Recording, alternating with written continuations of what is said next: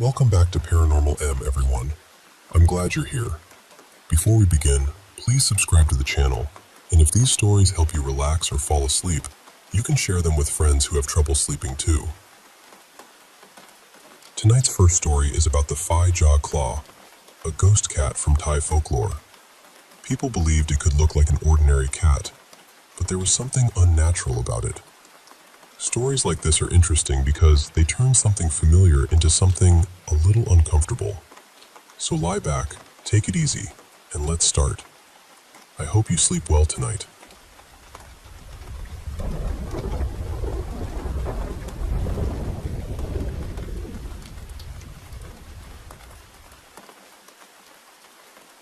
Let me tell you about one of the stranger spirits whispered about in Thai folklore. It is not the kind of ghost that floats through a doorway in white cloth or cries beside a lonely road. No, this one is quieter than that. Smaller, easier to overlook. People call it Five-Jaw Claw. In some southern villages, older folks have another name for it, Phi Luan. And what makes this spirit so unsettling is that, at first glance, you might not think it is a spirit at all. You might only see a cat. Just a cat.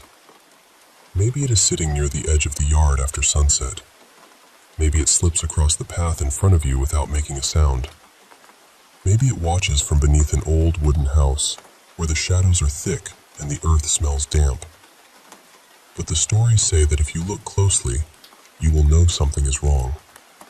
Its fur is black, but not the soft, shining black of a healthy animal. It is dull and rough, almost lifeless. Some say the fur grows the wrong way, pointing forward toward the head instead of back toward the tail, making the creature look swollen and unnatural. And then there are the eyes. The old storytellers describe them as deep red, glowing faintly in the dark, like fresh blood caught in moonlight. The Five-Jaw Claw is said to move with frightening speed. It prowls mostly at night, and during the day it hides underground, in holes, burrows, or hollow spaces beneath the soil. If someone spots it while the sun is still up, it will not stay to be stared at.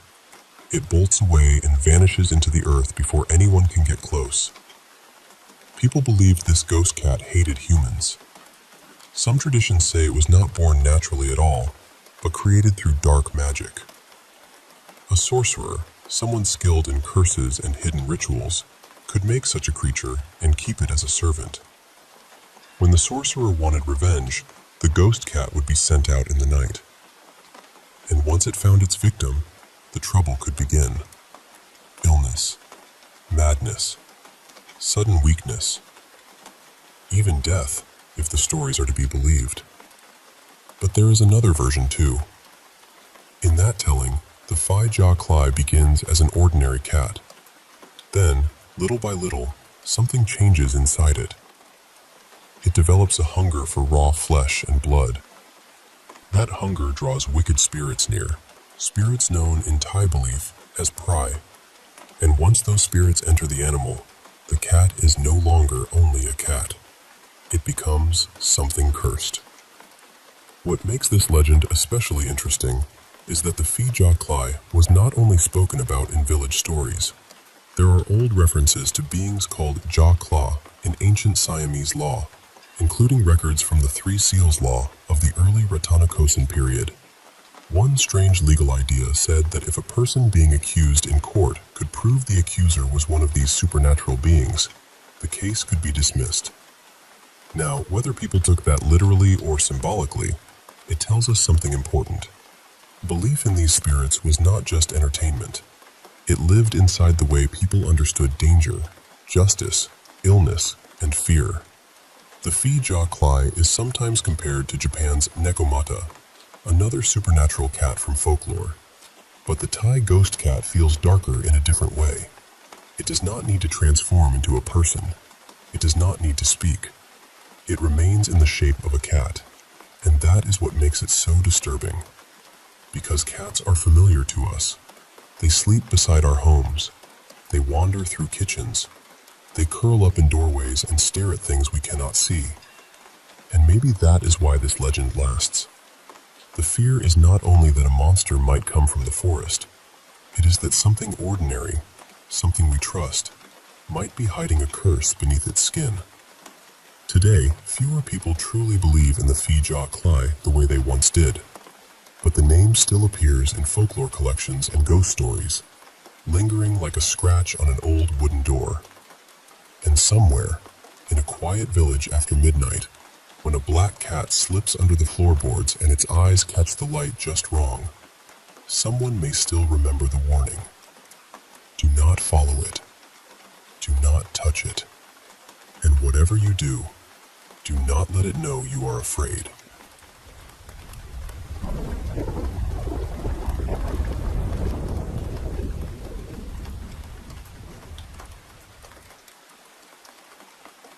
I'd had a little to drink that night.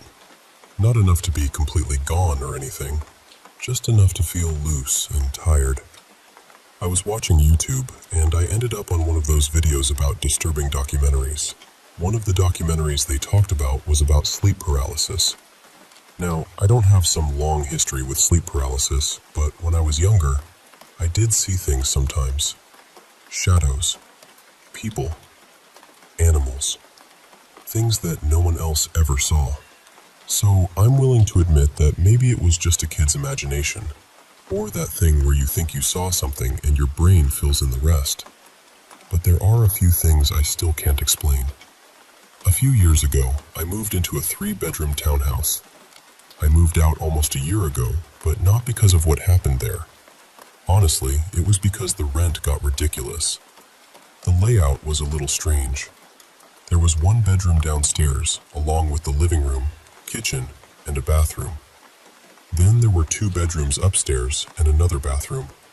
I stayed in the downstairs bedroom. The first month was normal. Just moving in, unpacking, getting my room set up. My roommates lived upstairs with their little boy, and his room was right above mine, so there was a lot of running and jumping. Because of that, I slept with a small fan on for noise. I still sleep with one now. Then one night, I woke up with this strong feeling that someone was in my room. My eyes immediately started filling with tears, but it wasn't like I was crying. I didn't feel sad. I didn't feel like I was about to break down. My eyes were just watering like my body knew something before I did. Then I felt hair brushing against my upper back. I sleep without clothes, so my back was uncovered. I tried to move, but I couldn't. Not even a little. I pushed with everything I had, but my body wouldn't listen. And then I saw hair in front of me. My room wasn't pitch black because there was a streetlight outside that gave the whole space this dim glow. I usually liked that. But that night, it let me see just enough.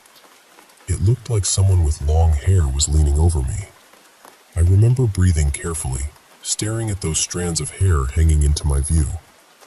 I don't know how long it lasted. It felt like forever, but realistically it was probably only a minute or two. Then, suddenly, it was gone. I could move again. I jumped up and turned on every light in the room. I checked the closet. I checked the corners. I even lifted up my king-size bed to see if somehow someone was under it. Of course, there was nothing there. I left the lights on, turned on the TV, and put on some dubbed Korean drama on Netflix because I didn't have my contacts in and couldn't read subtitles. Eventually, I fell back asleep.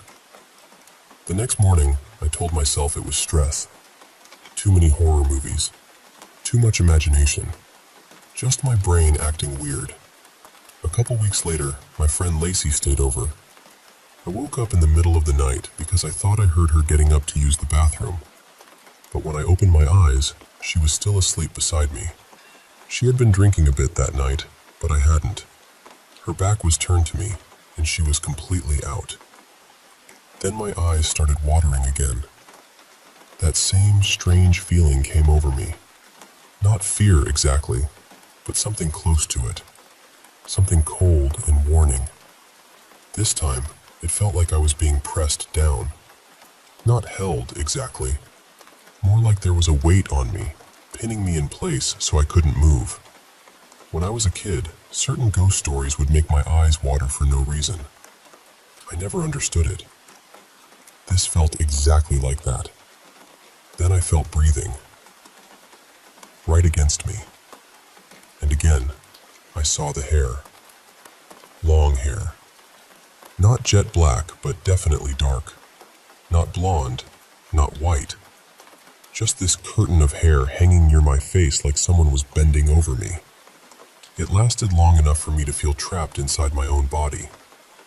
Then it stopped. The second I could move, I turned on the light and checked the room again. Nothing. Lacey barely stirred. A few minutes later, she woke up groggily and went to the bathroom, like nothing in the world had happened. Again, I tried to explain it away. Bad sleep. A weird dream. Imagination with its little claws in the dark. A couple days later, I was talking with my roommates, and I joked that the townhouse was haunted. One of them went quiet. Then she looked at me and asked, "Did you see the woman?" I swear every part of me tightened up. I asked her what she meant, and she said she thought she had seen a woman a few times near the stairs. Like someone walking down from upstairs, except no one was there. I laughed because I didn't know what else to do. I told her, maybe it's the woman living in the attic. That was the wrong joke to make, because after that, she insisted on putting locks on the attic door. The strange part is, after those locks went on, I never had another visit. We all moved out about a year ago. Like I said, it was really because the rent got too high and my roommates wanted a place with a backyard. But all of us agreed on one thing before we left.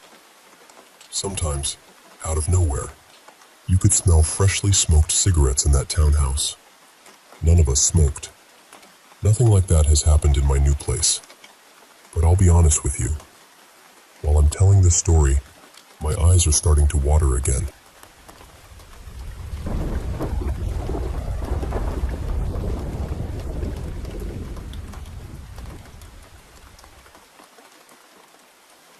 I'm not going to use any specific religious words here. So for places people usually call a church, mosque, temple, or shrine, I'll just call them God's home.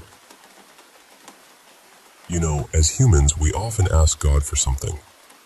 Whenever we pass by God's home, we lower our heads, whisper a prayer, and ask for a blessing, a wish, or sometimes even a miracle. There was once a family of 4 who had struggled with poverty for many years. They had a small roof over their heads, but most days, even putting food on the table was difficult. The mother sold vegetables in the market, and the father worked at construction sites whenever someone hired him. They had 2 daughters, sweet and bright girls, but in many parts of Asia, people still believe a family is not complete without a son. And that thought lived inside this family, like a shadow.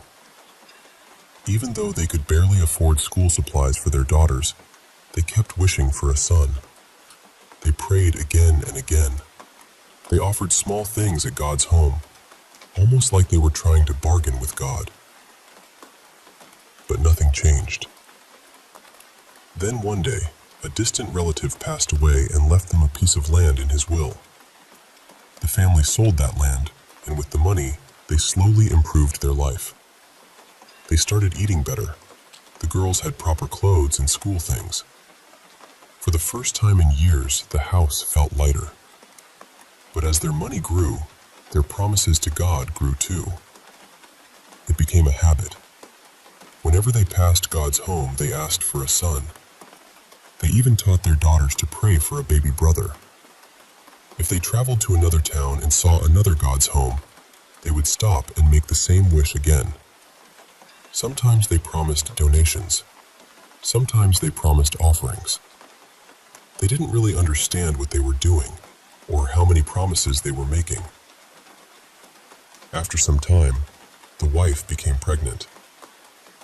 This time they visited even more God's homes. Their prayers became stronger, their promises bigger.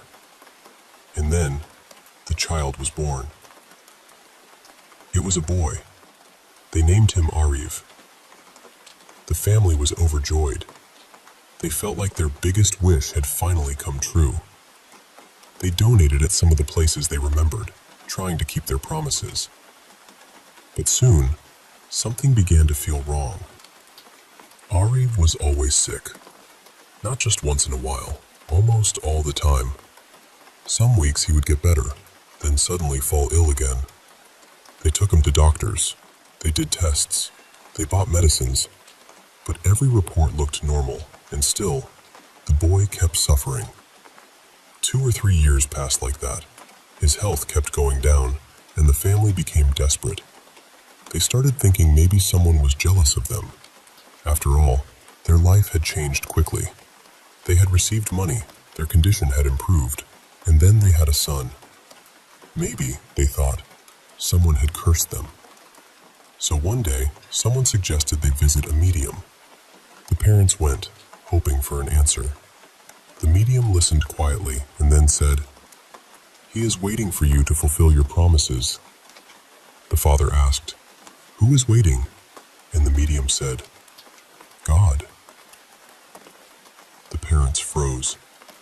The medium explained, "You asked at too many God's homes for a son. One of them blessed you. But now that God is waiting for you to keep the promise you made there, He gave you what you asked for, but you forgot what you promised in return." The mother began crying because they had made so many promises in so many places. They had even taught their daughters to ask for a brother. How could they know which God's home had answered them? The medium said, "He is angry. Your son's health is suffering because of that anger. The one who gives can also take away." The family was terrified. After that, they began praying with a different heart. Not asking for more, not bargaining, not offering things like a trade. They asked for forgiveness. They admitted they had been careless with their promises. For nearly a month, they prayed, visited the places they remembered, and did what they could to make things right. And then, slowly, Arif's health began to improve. The fever stopped coming back. His body became stronger. His face looked alive again. Within a short time, he was running around the house like he had never been sick at all. And from that day on, the family never treated prayer like a bargain again.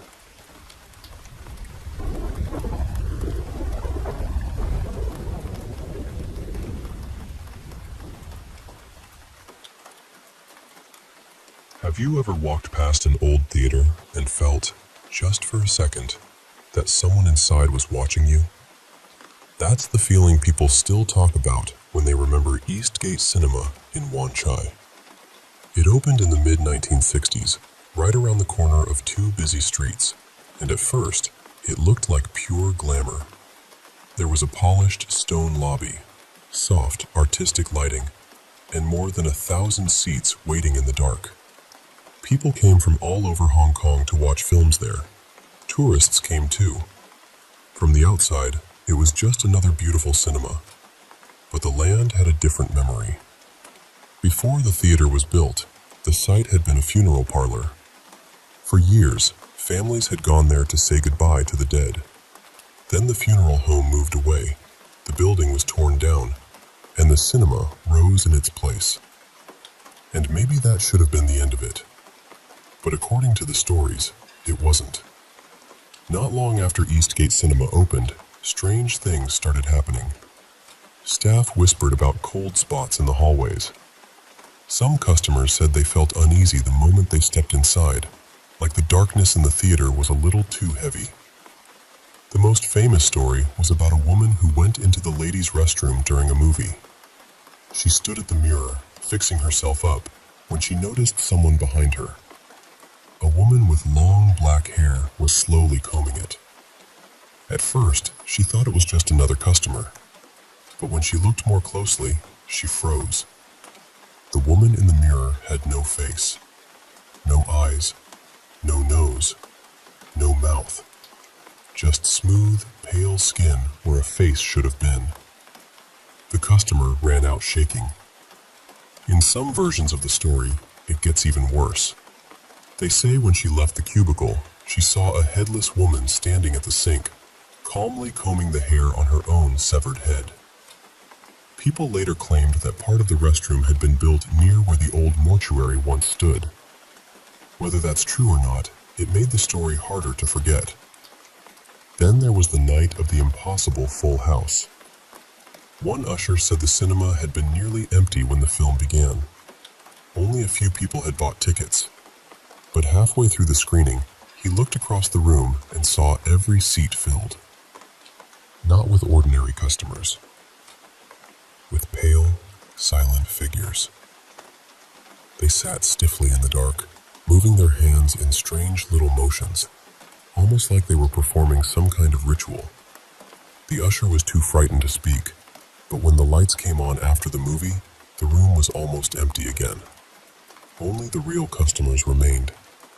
Everyone else had vanished. After that, some workers refused to take late shifts. A few reportedly quit altogether. And from then on, when people said a cinema had a full house, the phrase carried a colder meaning. There was another story too, about the rear stairwell. A man had stepped out during a movie to smoke. As he stood there in the dim light, he felt a tap on his shoulder. A voice said, very politely, "Brother, can I borrow a light?" He turned and saw a man standing behind him. His face was gray and sunken, his eyes dark and hollow. Still, the smoker handed him the lighter. The stranger lit his cigarette, said thank you, and then simply disappeared into the shadows. After that, people said the stairwell never felt empty. Even when no one was there, you had the feeling someone was standing just behind you. Other stories gathered around the cinema over the years. Faces appearing in mirrors, old men lying beneath the seats, tickets that suddenly felt thin and brittle, like funeral paper. Maybe some of it came from tired eyes, flickering lights, and nervous imaginations. Cinemas are strange places after all. You sit in the dark with strangers, staring at ghosts made of light. But Eastgate had something more. It had a past people couldn't quite bury. The cinema eventually closed in the 1970s. The building was torn down, and a modern office tower took its place. Today, if you pass by, you won't see the old lobby, the rows of seats, or the shadowy staircase. But stories don't need buildings to survive. They live in the telling. And that's why people still remember Eastgate Cinema. Not just as a place where movies once played, but as a place where the past seemed to sit quietly among the living, waiting for the lights to go out.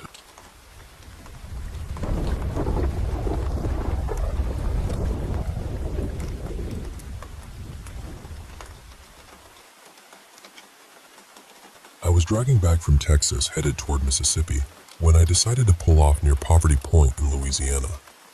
The sun was already sinking, and honestly, I almost kept driving.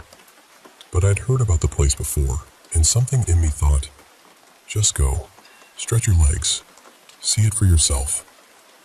So I did. When I got there, the park was closed. No people, no noise, just fields, low fog, and this huge old mound rising out of the ground, like it had been waiting there forever. I walked up the trail, and at first it felt peaceful, beautiful even. The sky was fading orange and purple, and the mist was hanging close to the grass. It felt ancient. Then I noticed a car pull in behind mine. A man got out and looked around my truck. I figured maybe it was a ranger. Maybe I wasn't supposed to be there. But I was already too far along the path, so I kept going. I made it to the top of the mound and stayed there a while, just watching the last light disappear. At one point, I shouted, "Hello," just to hear the echo, and it carried way farther than I expected. Then the woods changed. The insects got louder all at once, not gradually. It was like someone turned up the volume on the whole place. Then something started howling from the trees below. It sounded almost like a dog at first, then longer, deeper, stranger. I stood there listening until it stopped, and when it did, the whole area went quiet again. That should have been enough for me to leave fast, but I started walking back through the field. I kept hearing something in the woods. When I walked, it moved. When I stopped, it stopped. I told myself it was an armadillo or some animal, because that was easier than thinking about anything else. Then, when I was maybe 40 yards from my truck, another car came down the road. That's when I saw it. At first, it was just a small, dark shape in the fog. I thought maybe it was an armadillo. Then it got bigger. Maybe a dog. Then bigger again. It was running beside the road, chasing the car. For a few seconds, it looked like it stood upright. Its arms were down at its sides, and it moved on two legs in this stiff, unnatural way. My brain kept trying to explain it. A person? A ranger messing with me? Some animal caught in the headlights? Then it dropped forward and ran on all fours. It was fast. Too fast. Long-limbed, gray-brown, with a tail, but not like any animal I could name. Another car came up behind it, and the headlights hit it just enough for me to see the body before it disappeared into the dark. I just stood there. I couldn't make sense of it. It was like my mind kept flipping through pictures. Dog, panther, monkey, coyote, person. None of them fit. I called my cousin and said, "Stay on the phone with me. I'm not crazy, but I need you to talk to me until I get to my car." Those last few steps felt endless. When the truck lights flashed as I unlocked it, I have never felt so relieved in my life. I got in, locked the doors, and just sat there trying to explain what I'd seen. I still don't know what it was. Later, I looked up local legends. Some things sounded close. Rougarou, Dogman, shapeshifter stories. Even some older native stories people connect to places like that. But I'm not saying I know what I saw. I'm only saying this. Something crossed that field in front of me that night, and it didn't move like anything I've ever seen in the real world.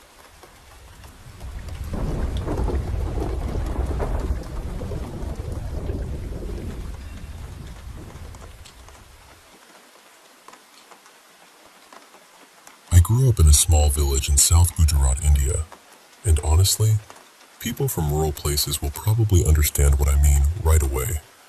In my village, things like black magic, ghosts, spirits, and curses were never treated like stories made up to scare children. They were part of life. People spoke about them carefully, sometimes quietly, but nobody laughed them off. Even after I started studying abroad during my teenage years, most of the people around me, whether relatives, family friends, or classmates from similar backgrounds, still understood that these things were not something to mock. So when I first met people who genuinely did not believe in ghosts, witches, or black magic, it surprised me more than I can explain. I was still quite young then, and even now, it feels strange to me. I am not saying this because I want to force anyone to believe what I believe. I learned early that you cannot push belief into someone's hands and expect them to hold it. Some people will reject anything that does not fit their worldview, no matter what they see or hear. You could show someone the clearest truth in front of them, and if they have already decided not to accept it, they simply will not. But what worries me is how many people get hurt because they refuse to even consider that they might be wrong. Back home, black magic is taken seriously. When something like that happens, people usually recognize it quickly and try to deal with it. Not always perfectly, of course, but at least they do not ignore it until it is too late. Most of the time, the person affected survives because the family acts fast. But while studying in New Zealand, I saw two situations that shook me deeply. The first was a relative named Nilesh. I had attended his wedding, and I remember him as a kind man, maybe a little too trusting, but not a bad person at all. He did not believe in ghosts or black magic. A few years later, another relative admitted that she had done black magic on him. Shortly after his wedding, he suddenly became very sick with what seemed like the flu. He had been healthy before that, A young man in his early 30s, full of life, and then within days, he was gone. People can call it coincidence if they want. I understand that. But for those of us who knew the details, it did not feel natural. The second person was a family friend named Rohan.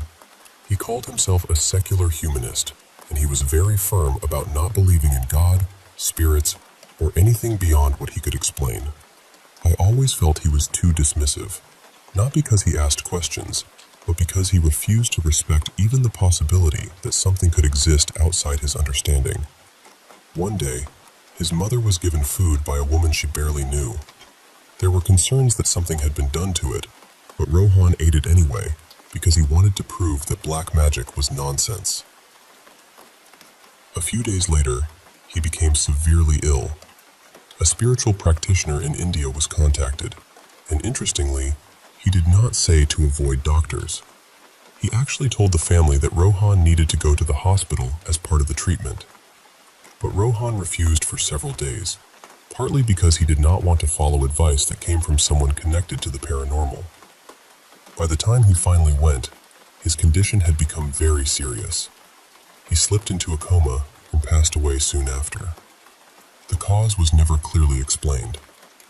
I know some people listening to this may not believe any of it. Maybe you grew up in a place where disbelief felt safe, where the paranormal was treated like entertainment or superstition. I understand that your life may have taught you something different, but from where I come from, ignoring these things can be dangerous. Questioning is fine. I actually think it is healthy to question, but refusing to look at evidence, inventing explanations just to avoid discomfort, or mocking people who have experienced these things is not wisdom.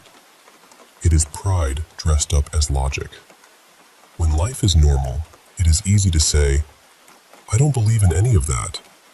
It is easy to laugh when nothing is happening to you. But if one day you feel deep down that something is wrong, if you are experiencing hauntings, strange disturbances, or signs of black magic, please do not ignore it just to protect your pride. Speak to someone trusted, not a random person online, not someone who wants to scare you or take advantage of you, but a known and respected expert. A genuine person will not tell you to reject medical or psychological help. In fact, many of them will encourage it if they think it is needed. Real help should protect you from every side.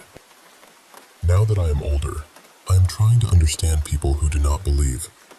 I am trying to have more patience and sympathy, because I know everyone comes from a different life and different experiences.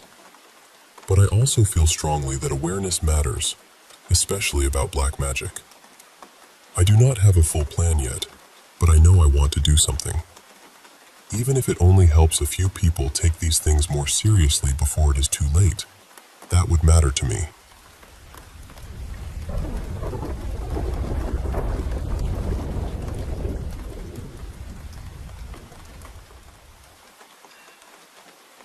So my wife and I drove about 4.5 hours from Maryland to visit this old asylum I've been wanting to see for years. Ever since I was a teenager and watched a paranormal special film there, I got completely pulled into the history of Kirkbride buildings. I mean fully pulled in. The architecture, the stories, the atmosphere, all of it just stayed with me. We got there yesterday and basically went straight to the asylum. We had a guided paranormal tour scheduled for later that night, around 9:30, so we decided to do the daytime historical tours first. Our first guide was Maddie, and she took us through the North Wing. A lot of people had recommended that tour because the night tour doesn't go through that section. It ended up just being my wife, me, and the guide, which made everything feel more personal and honestly, a little more intense. During the daytime historical tours, they're not supposed to talk about paranormal activity. If something strange happens and there's any possible normal explanation, they're expected to explain it away. Maintenance, another tour, someone nearby, things like that. The North Wing used to house some of the more difficult patients, including people moved from the forensic building. There were also recovery rooms connected to lobotomy procedures, including one area for documented surgeries and another tied to more experimental procedures. We were allowed to walk around some of those recovery rooms for a bit. At one point, my wife and I were in one of the side rooms, and I knocked that little shave and a haircut rhythm on the wall and asked if anyone there could finish it. Nothing happened right away, but later, as we were walking outside to look at the exterior part of the campus, we heard two loud bangs on a window from the recovery ward. Not soft taps, loud bangs. That part of the building wasn't even restored enough for visitors to safely enter. Maddie looked startled for just a second, then told us another guide sometimes liked to mess with her if he saw her outside. But from what we understood, nobody was supposed to be in that wing except the owner or maintenance and security staff. That was the first moment where I thought, okay, that was odd. Our second tour that day was with Jessa. It was about 90 minutes and covered all the floors of the main building, plus part of the medical center. Nothing huge happened on that one, but a few rooms really affected me physically. The seclusion rooms and the aggressive women's ward gave me this sudden sharp headache and a wave of nausea that felt very unlike me. The strangest moment happened on the 4th floor, near the area that leads up toward the clock tower. The whole group heard a whistle come from down one of the hallways. I didn't say anything at first, but another woman asked if anyone else had heard it. Jessa just gave this knowing little smile and didn't comment. I also kept smelling cigarette smoke throughout the main building that morning, especially near the front lobby by the restored ward. It would come and go, but it was strong enough that I kept noticing it. Later that night, we came back for the guided paranormal tour. I'm pretty sure our guide's name was Jake, and he knew that place incredibly well. What I appreciated most was that he seemed naturally skeptical. He wasn't trying to make everything spooky. That actually made the strange things feel more believable. Across the whole tour, I kept feeling lightheaded in certain places. There was also this pressure in the air sometimes, almost like tension before a storm. I had headaches, ear pain, and even some eye pain in different spots. On the 1st floor, in the restored admissions wing that later became a geriatric unit, my wife suddenly smelled something awful in a room away from the group. She said it was like sour body odor mixed with rot, and that it burned her nose. Then it vanished almost as quickly as it appeared. A little later, we rounded a corner into what used to be a nurse's station. While we were standing quietly and listening to Jake talk, we heard what sounded like someone speaking nonsense words, almost like an adult imitating a toddler. There was also a faint sound underneath it, like a TV or radio playing in another room. That one genuinely scared me. It didn't feel playful. It felt strange in a way I still don't really know how to explain. On the 2nd floor, which had also been used for geriatric overflow, certain rooms smelled strongly of fresh urine. I know that sounds unpleasant to mention, but I used to work in elder care, and I know that smell. This wasn't old building smell. It smelled fresh, and I'm almost positive no one had used a restroom anywhere near that room. The 3rd floor had a completely different feeling. There are said to be 2 former residents, Frankie and Lenny, who were close friends when they lived there. Their room has 2 closets and a table in the middle with playing cards, cigarettes, money, photographs, magazines, and other little offerings people have left behind. The first time we went into that room, all 6 of us heard what sounded like furniture being dragged in a room down the hall. The second time we went in, my wife touched the table, and immediately there was this loud clicking or clinking sound from the closets. We found out the next day that people often associate that sound with Frankie and Lenny wanting to play cards. That room actually felt lighter than the rest of the building, almost like a break room in the middle of all that heaviness. The 4th floor was the one that stuck with me the most. My wife and I both saw this strange shadow shape near a window at the end of a hallway. It moved in this wavy, almost snake-like way, dipping in and out of view. My first instinct was to turn around. It was like my brain said, "You are not supposed to be seeing this." But my wife kept staring at it. Later, she told me she felt suddenly angry for no reason and almost compelled to keep watching it. She was actually upset when the guide moved us along. Once we got off that floor, the feeling faded for both of us. I also smelled burning wood as soon as we got onto that floor, which was strange because it didn't seem to be coming from anywhere obvious. We came back today for the daytime paranormal tour. Not as much happened, but there were still a few things I can't shake. In the aggressive women's ward, we kept smelling perfume. Strong, old-fashioned perfume, almost like something from an Avon bottle. It didn't seem like it was coming from anyone in our group. At one point, it smelled like someone had sprayed it directly in front of my face. Later, I stepped out of a small room, walked into the next one, then crossed the hall and stood near an old whiteboard and a fire extinguisher while waiting for my wife. I was looking through a doorway at the end of the hall when I saw a figure move from right to left in maybe 3 strides. It didn't feel negative. It actually felt more like a staff member rushing somewhere than a resident spirit. Just quick, purposeful, and gone. Our guide for that tour was Kylie. Her father works as a paranormal investigator at the asylum, and she showed us several photos people had captured there. Some of the shadow figures looked incredibly human, with shapes that seemed to show clothing and posture. She also showed us a photo of a wet human footprint found on the 4th floor, and it appeared to have 6 toes. There was also a video from the medical building where a guest heard a terrible scream in the room with him. He panicked immediately and wanted out. Honestly, after hearing the video, I don't blame him at all. That scream was awful. I would have left too. By the end of the trip, I just kept thinking, this place is real. Maybe not every single thing has a paranormal explanation, and I'm okay with that. But there were too many moments, too many small things stacked together to just brush it all off. We're already planning to go back, probably for an overnight investigation later in the summer or early fall. I don't know exactly what's in that building, but something is there. And if you spend enough time inside, I really do think something will make itself known.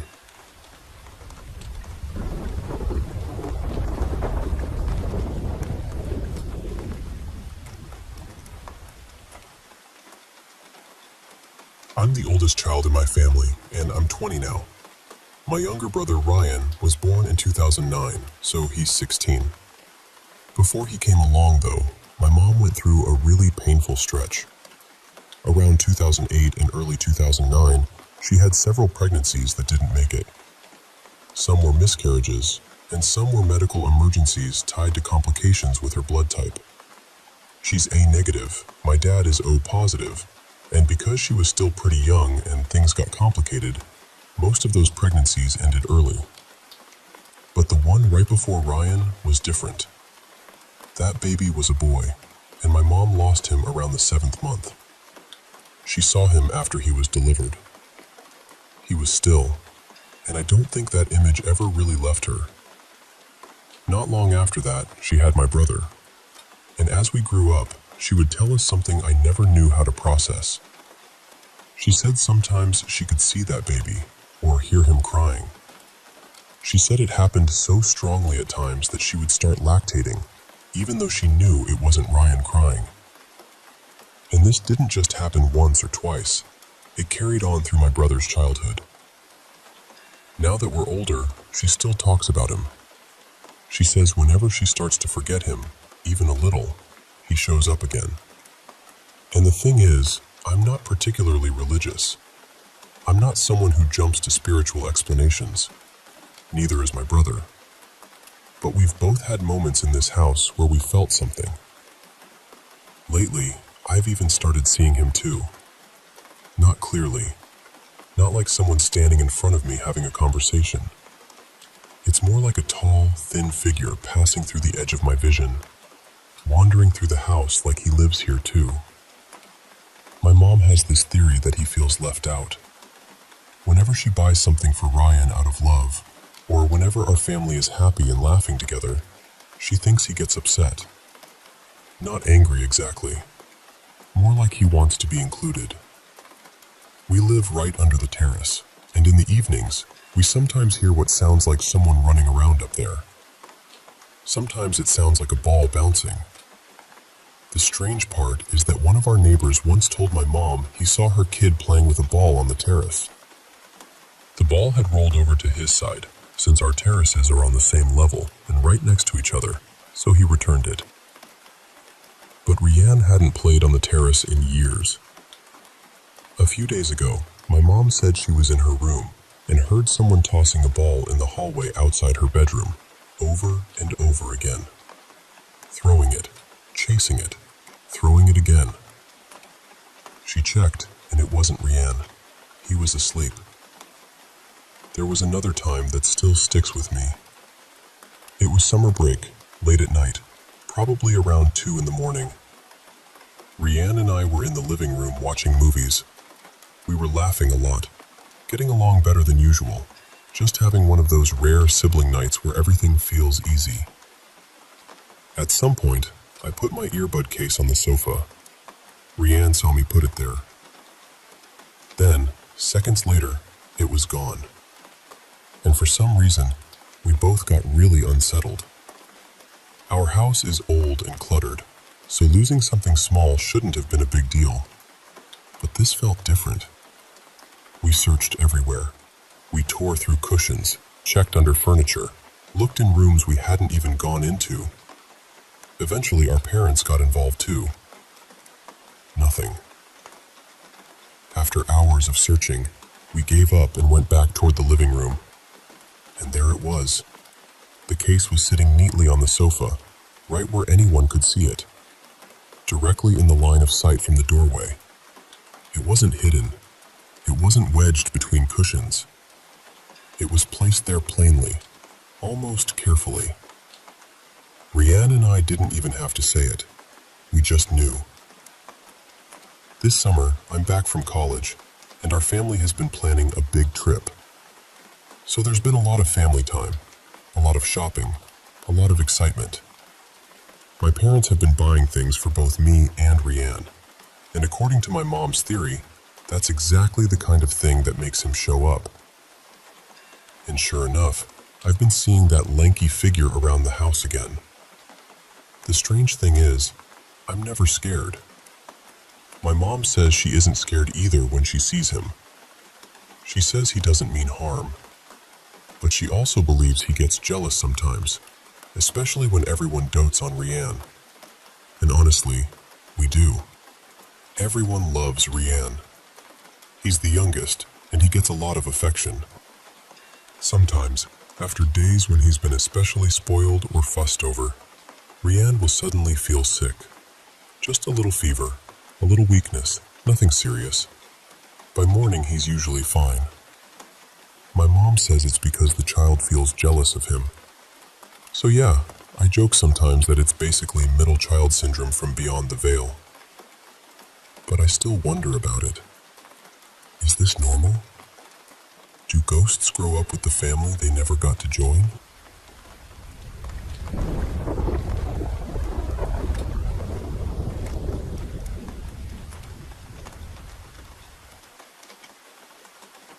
A few years back, I went with my then-girlfriend and a couple of her friends to do the Waverly Hills Sanatorium tour.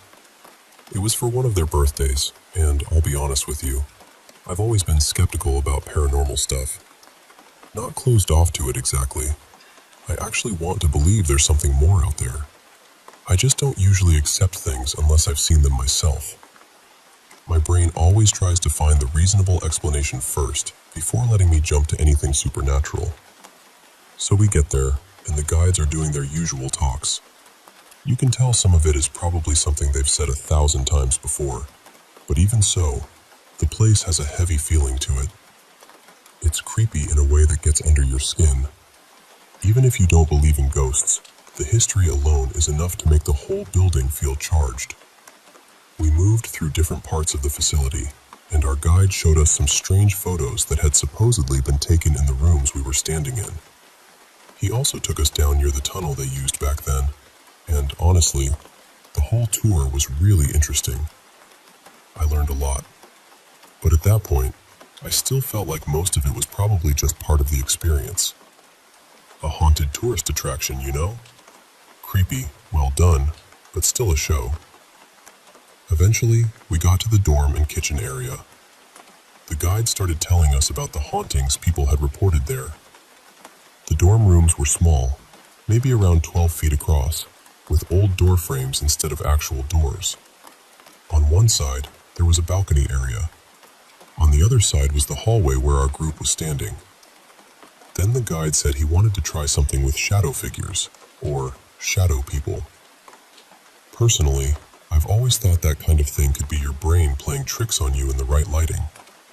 And the fact that he wanted everyone to stand in one very specific place made me even more suspicious. He started calling people up one at a time, and while everyone else was focused on that, I just began looking around the building. That's when I looked through the doorway right beside me.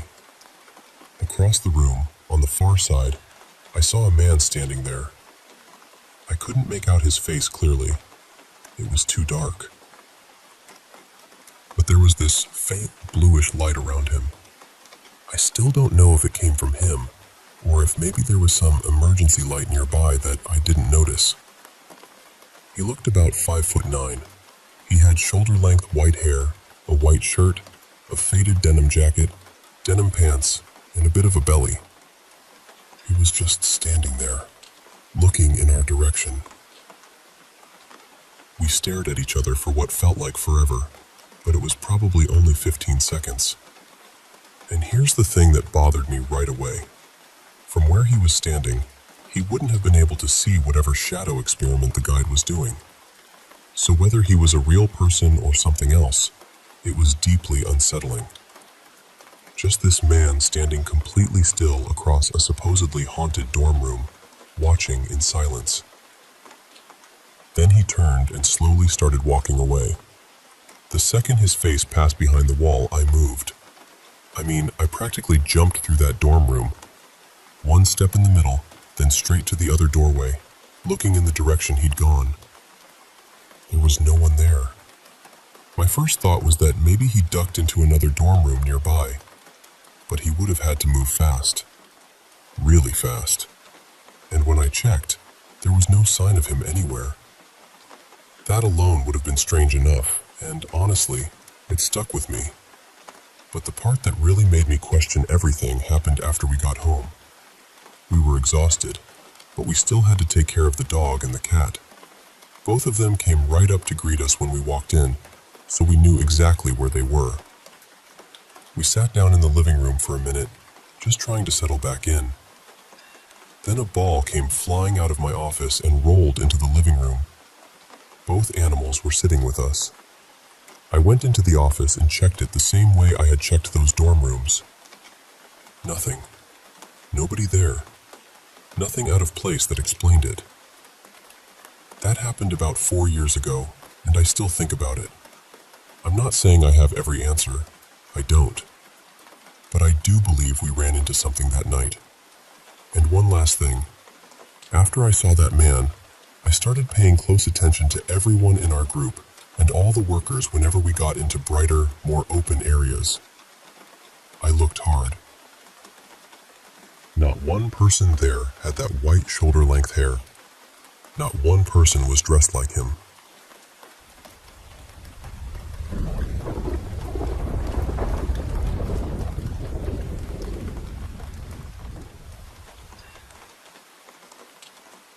Last night, I was on the phone with my friend Marius, and somehow we ended up deep in a conversation about Gnosticism. He is Christian, but not in the way where he takes every single thing in the Bible as literal law. He sees a lot of it as symbolic, almost like a map written in metaphor. So when I bring up different beliefs, different religions, spiritual ideas, or teachings I've been studying, he actually listens. He may not agree with everything, but he stays open.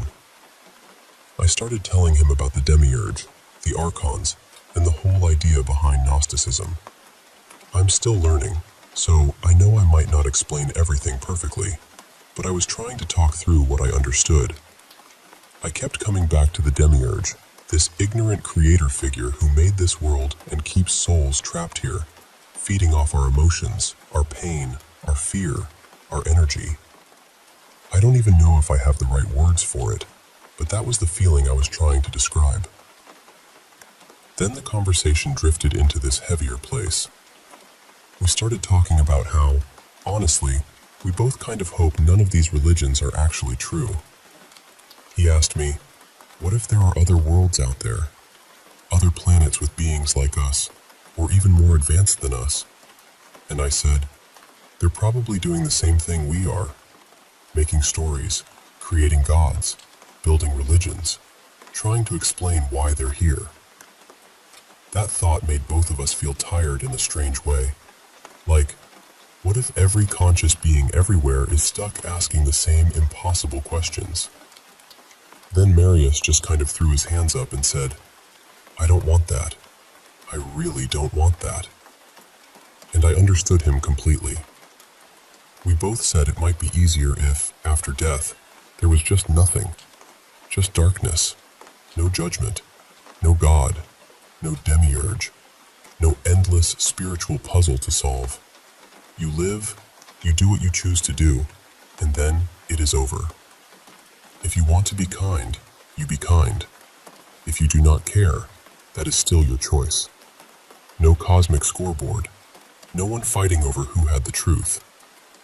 I hope that makes sense. I know it sounds messy when I say it out loud, but that is honestly where my mind was. During the conversation, I kept talking about the demiurge almost like I was challenging him. I called him ignorant. I called him flawed. I said humans are a reflection of that same energy. Jealous, emotional, prideful, selfish, wounded. And if people believe we were made in his image, then it feels strange to worship something that carries the same brokenness we do. To me, the real higher power has to be somewhere inside us. That is one thing I keep coming back to with Gnosticism. The idea that there is a spark in us, some kind of inner light. Maybe we are supposed to remember that. Maybe we are supposed to become connected, like one collective consciousness. But in this world, in this realm, it feels almost impossible. This place feels too divided, too heavy, too built on confusion. Eventually, we ended the call by saying, let's just hope there is nothing after this. No demiurge, no trap, no spiritual war. Just peace. Then we hung up. I went to bed not long after.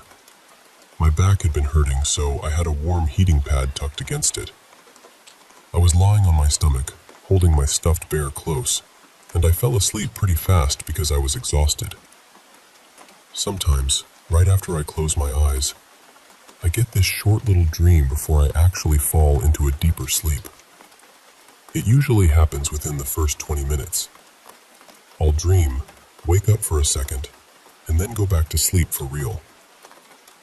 That happened again. I cannot remember what the first dream was about, but I know it was not scary. I just remember slowly waking up from it, the way I usually do.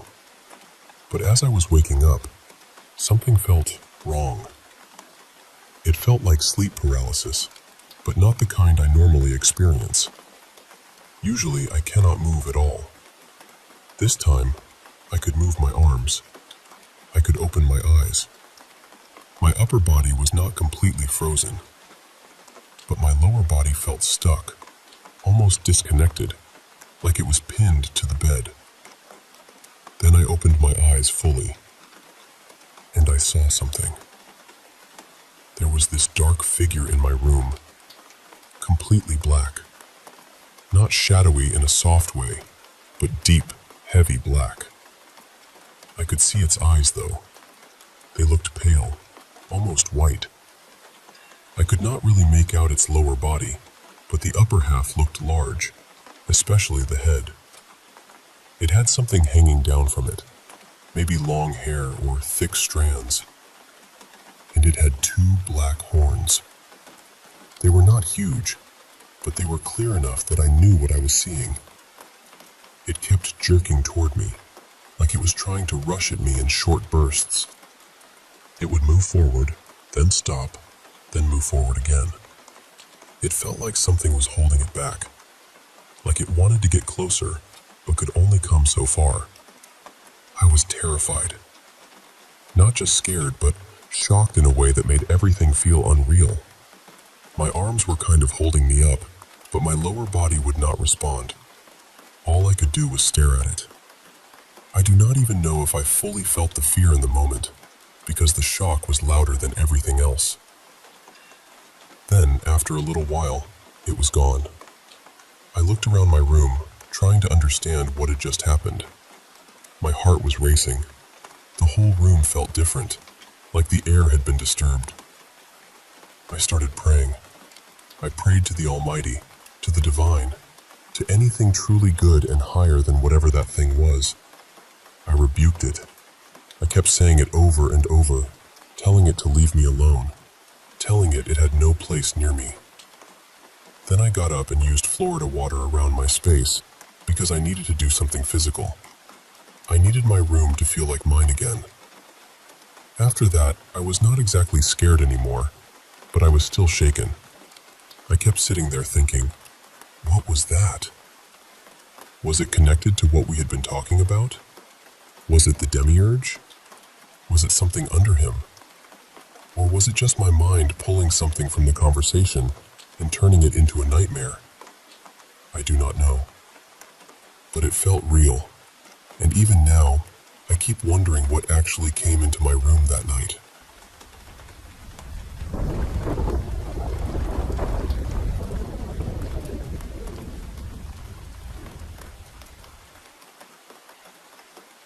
I think this happened in early 2023, maybe late February or March. I'm not completely sure, but I remember there was still snow and ice everywhere. My friend Marin and I decided for some ridiculous reason to go up to the hot springs in the middle of the night. It was probably close to midnight. We were not dressed for it at all. No proper boots, no traction, nothing smart. Just the two of us sliding around like newborn deer on this icy trail. We made it a couple miles in, slipping and falling the whole way, and eventually we both realized, okay, if we keep going, we're going to have to hike all the way back, soaked, freezing, and miserable. So we gave up and decided we'd come back another time. The hike back was normal at first. Nothing felt strange. Nothing felt creepy. We were cold and annoyed, but that was really it. Then we got back to the road, and the parking lot was still maybe half a mile away. The whole road had this thick sheet of ice over it, so we were walking really carefully. At one point, Marin stopped because there was this frozen waterfall along the rocks beside us, and she wanted to take a picture. She took the photo, looked at it for a second, and then got quiet. I asked her, "What?" And she said, "I don't know why, but I feel like I shouldn't have taken that." I thought that was strange, so I asked, "Why not?" She just said, "I don't know. I'm deleting it." So she deleted the picture. And right after that, we heard the ice crack beneath us 3 times. Not little cracks, not natural shifting. It sounded exactly like someone very heavy was running toward us, hitting the ice hard with each step. Like someone with a staff, pounding it into the ground. Crack, crack, crack. And then it stopped right at our feet. We were not standing on a frozen lake or anything like that. We were on a paved road with maybe 3 inches of solid ice over it.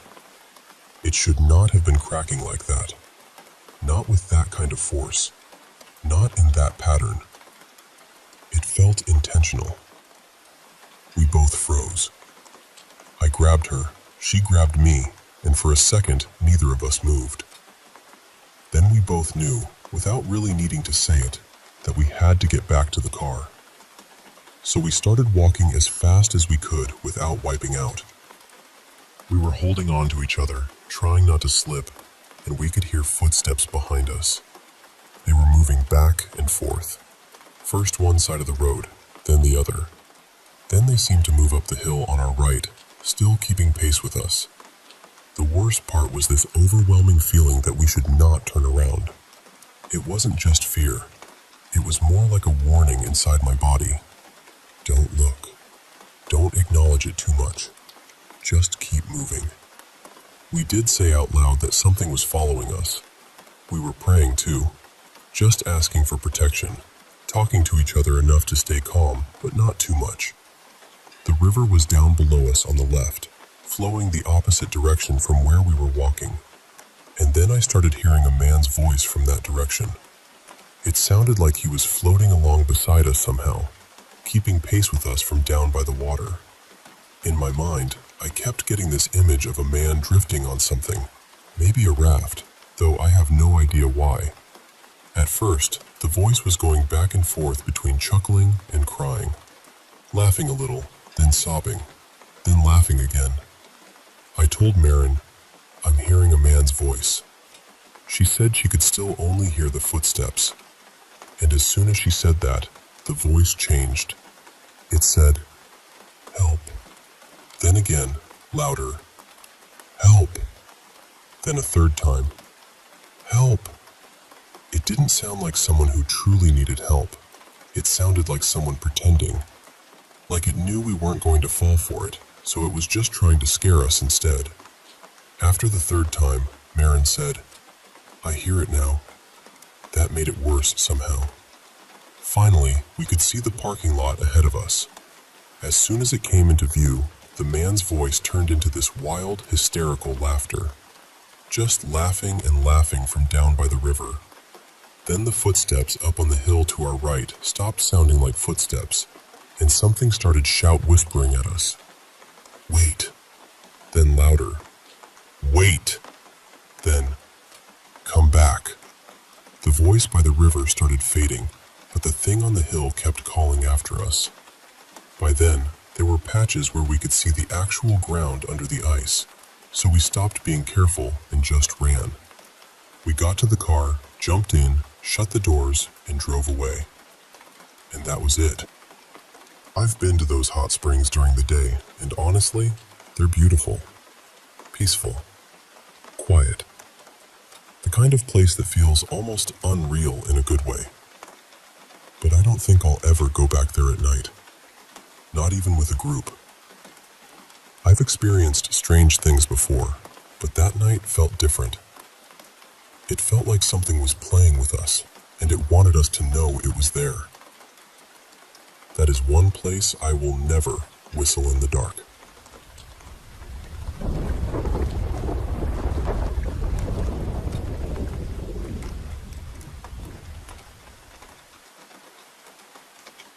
I honestly don't even know where to start. Before the pandemic, my family moved into this newly built house. At first, everything felt normal.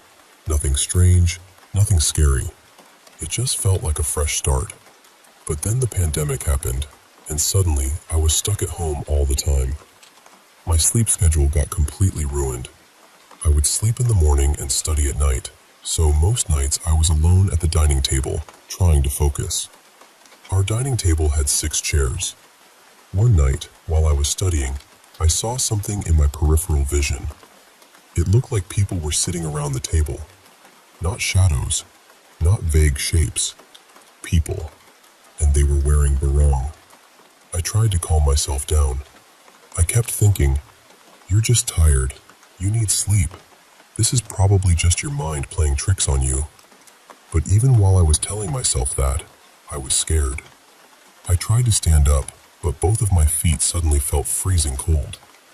It was that awful feeling where you know your feet are there, but you can't move them. So I just sat back down and stayed still. After a while, I could finally feel my feet again, and the second I could move, I ran straight to the bed and stayed beside my mom. I thought that would be the end of it. It wasn't. Back then, I had this cheap Huawei phone. I don't remember the exact model, but I remember one thing clearly. When the battery got too low, maybe around 15 or 18%, it wouldn't let me use the flashlight anymore. One night, there was a brownout. My mom asked me to go to the kitchen and get the lighter. Now, our kitchen sink had black tiles around it, and you could clearly see your reflection there. So I went in, found the lighter, and when I looked at the tile near the sink, I saw someone standing behind me. It was a man. He was wearing a tuxedo. I froze.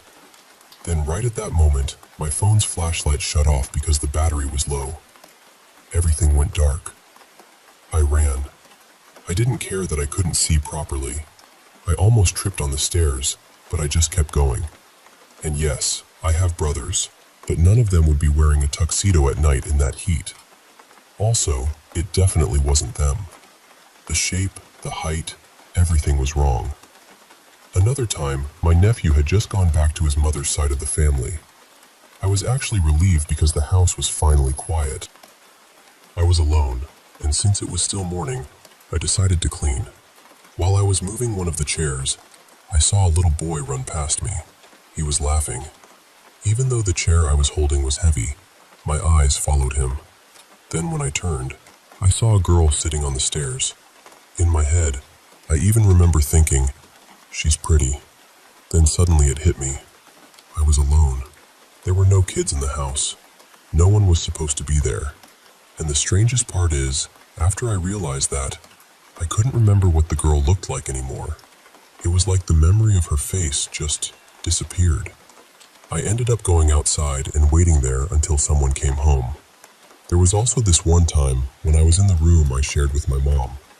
I was lying on my stomach, using my phone, with my back facing the door.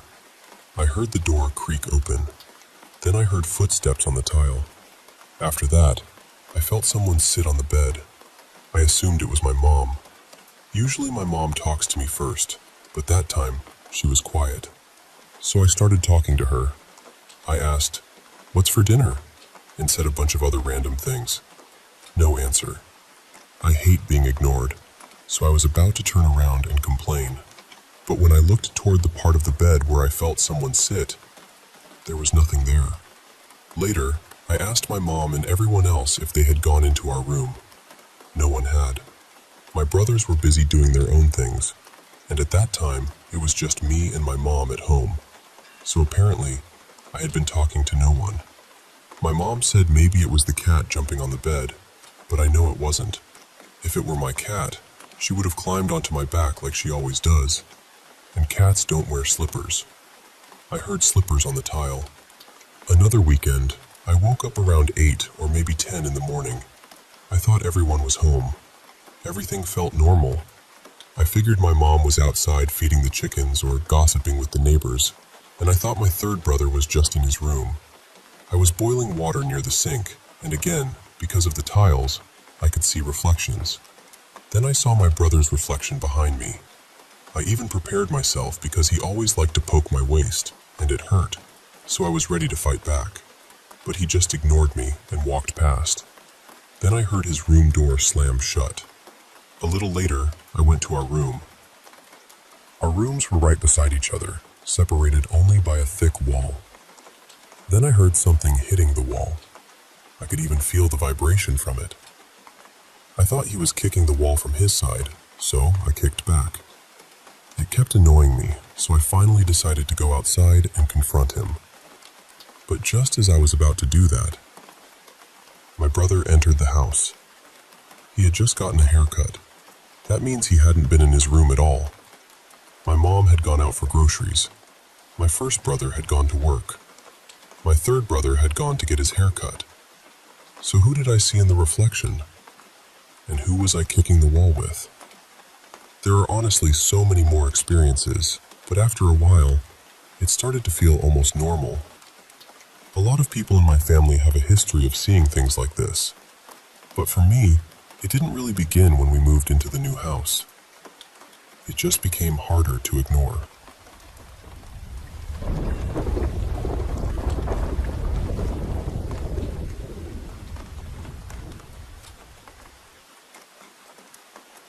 This happened when I was studying at a university in Lucknow. I was staying in the college hostel then, sharing a room with my roommate, Pallavi Didi. By that time, I had already been living in that same room for almost a year and a half, and honestly, Nothing had ever felt strange before. It was just a normal hostel room. We studied there, laughed there, slept there, complained about mess food there. Everything was fine. But after my third semester ended, the whole feeling of the room changed. I don't know how to explain it properly, but the room started feeling cold. Not normal cold. It was this deep, uncomfortable chill, the kind that makes you feel like something is standing too close to you. Then, the sleep paralysis began. Almost every day, I would wake up, but not really wake up. My eyes would open, but my body wouldn't move at all. It felt like someone was sitting on my chest, pressing down so hard that I couldn't breathe properly. Some nights, it felt like someone was holding me from behind, tightly, like they didn't want to let me go. I couldn't move my hands. I couldn't move my legs. I couldn't even move my fingers. At first, I kept telling myself, maybe I'm stressed. Maybe it's because of exams. Maybe I'm overthinking. My roommate said the same thing. She told me not to scare myself.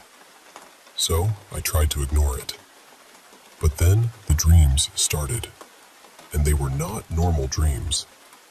In the dream, I would see myself sleeping exactly the way I was actually sleeping. Same side, same blanket, same bed, same room. Everything looked real. Too real.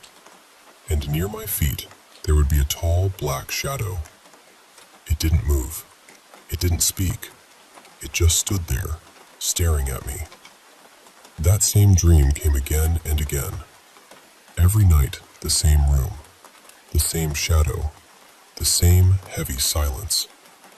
I told Pallavi Didi about it, but she said, maybe it's happening because you keep thinking about it. So again, I tried to push it away. But one afternoon, things became much worse. I came back from class completely exhausted. I didn't even remove my shoes. I just dropped my bag near the bed and lay down. My roommate was in the library, and she usually returned around evening. I fell asleep almost immediately. And then I saw that same dream again. But this time, the shadow didn't just stand near my feet. It came closer. Slowly, it reached my bed. Then I felt something touch my leg, starting from my ankle and moving upward toward my thigh. I woke up instantly, and the worst part was, I could still feel that touch. It wasn't like a dream fading away. It felt physical, real, like someone had actually touched me. I got so scared that I ran out of the room and went straight to another friend's room. I stayed there until my roommate came back. After that day, I couldn't convince myself that the room was normal anymore. Then one night, I was awake on my phone. It was after 2 a.m. Pallavi Didi was asleep, and we had left the door slightly open for ventilation. Suddenly, I saw someone enter the room. It looked like a short figure, walking quietly inside. I froze. I thought maybe it was my roommate returning from the washroom. But the figure walked toward the mirror. And the moment it reached there, it disappeared into the darkness. My whole body went cold. I immediately looked at my roommate's bed. She was still sleeping. I called her name again and again until she woke up. I asked her, "Did you just go to the washroom?" She looked confused and said, "No, I didn't go anywhere." That was when my heart just dropped. I jumped out of bed, shut the door properly, and started reciting Ayat ul-Kursi out loud. I told her everything. That night, I couldn't sleep on my own bed, so I slept beside her. After all this, I went home and told my mother everything. Now, I don't really believe in movies and all of that, but my mother does. She was worried, so she said we should go meet one. We went to see a movie. He didn't ask many questions. He only asked my name and what had been happening to me. Then he sat quietly, closed his eyes, and started doing something strange, like touching the ground with his finger and whispering near his ear. After about 15 minutes, he opened his eyes and said, "Where you stay, there is a narrow lane nearby, and there is a mosque there, right?" I was shocked. Because yes, there was a mosque near my hostel, but he didn't know where I lived. He didn't even know I was staying in Lucknow. Then he said, "Someone near that mosque has done black magic on you. They sent a jinn to watch you. That person cannot come near you directly, so they sent it to follow you, scare you, and disturb your mind." I just sat there, frozen. He told me to pray more, to be regular with namaz, and to protect myself spiritually. He said someone had a very bad eye on me. Then he performed some rituals. He made me touch a few things, and then told me to stare at some sweets for almost an hour. After that, those things were taken away and thrown into a river. He said it was an offering, something meant to make the jinn leave me alone. He never told us who had done it, but before we left, he said one thing that still stays with me. He said, "Don't eat anything given by strangers. The person who did this likes you. They want to break your mind. That is why they sent it." After that day, everything slowly became normal again. The sleep paralysis stopped. The dreams stopped. The room felt like a room again. But that black shadow near my feet, I will never forget it.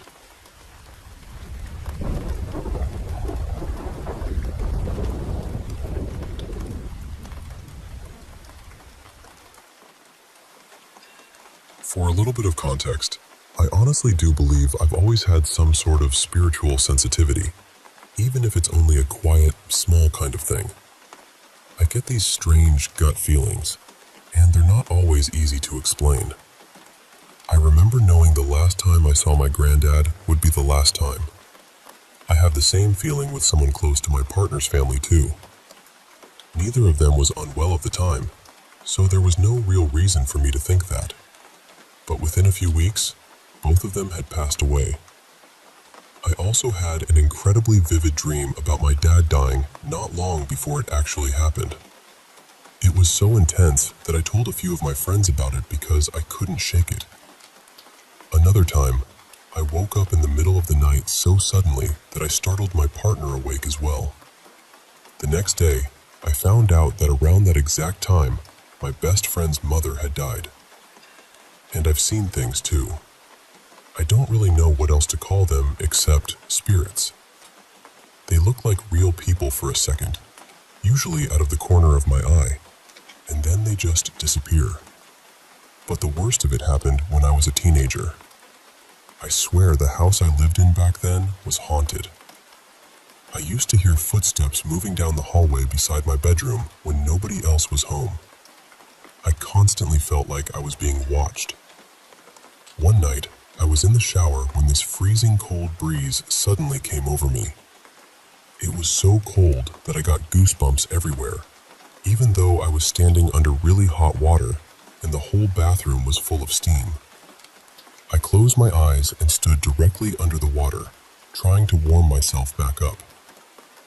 Then I heard this huge bang. It sounded exactly like someone had slapped their hand hard against the shower glass. I opened my eyes, and there was a handprint on the screen. Clear as anything. Just one handprint.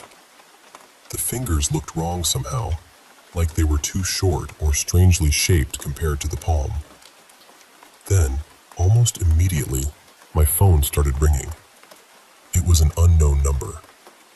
I don't know why I answered it, especially standing there in the shower, but I did. I said, "Hello?" And all I heard was my own voice echoing back at me. "Hello? Hello? Hello?" I jumped out, wrapped myself in a towel, and ran straight to my mom's room. I slept in her bed that night, which I hadn't done since I was little. Another night, I came home late and noticed my bedroom light was on. I knew I hadn't left it on. When I looked inside, I saw what looked like a little girl standing in my room. I completely froze. I ended up sitting outside in my car, too scared to go in. Then the little air freshener hanging from my rearview mirror suddenly started swinging violently. It was hitting the roof of the car and smacking against the windshield like something had grabbed it. Eventually, I forced myself to go inside. When I got to my room, the light was off, and nobody was there. At one point, a group of friends agreed to stay over because I'd told them what had been happening. The next morning, every single one of us woke up with random bruises. There were about 6 of us, and all of us had them. No one could explain it. Then there was the day I came home in the afternoon and was making food in the kitchen. I looked up and saw someone in a dark gray hoodie step backward behind the wall. I was absolutely terrified. The only reason I didn't call the police was because I'd already been dealing with so many strange things in that house, and part of me was scared I'd embarrass myself if nobody was really there. Instead, I messaged my mom and my best friend's parents and asked them to come over and check the house. I sat on the kitchen floor holding a knife until they arrived. They searched everywhere and found no one. My mom told me not to mention any of it to my sister because she spent a lot of time home alone and didn't want her frightened. But years after we moved out, my sister randomly told me that she used to see a man in a gray hoodie in that house too. I hadn't told her that part. For a while, I moved overseas to stay with relatives, and even there, strange things followed me. One night, I turned the lights off and was walking upstairs when I felt a hard shove into my shoulder. It pushed me straight into the wall, hard enough that it cracked the side of my cousin's laptop, which I was carrying at the time. I went into my room and left a lamp on because I was too scared to be in the dark. Then the lamp blew. At that point, I decided I was going to sleep in my cousin's room instead, but when I tried to leave, my bedroom door wouldn't open. It felt completely jammed. My cousin eventually came over, and the second he tried opening it from the outside, it opened perfectly. There wasn't one big dramatic moment where everything suddenly ended. It just slowly stopped happening. But I still think about it. I've told people over the years, and I always wonder if they think I'm making it up or that I'm crazy. Even my husband doesn't really believe in that sort of thing, so sometimes I wonder what people actually think when I tell them. But I know what happened. I know what I felt, and I know I wasn't the only one who saw something in that house.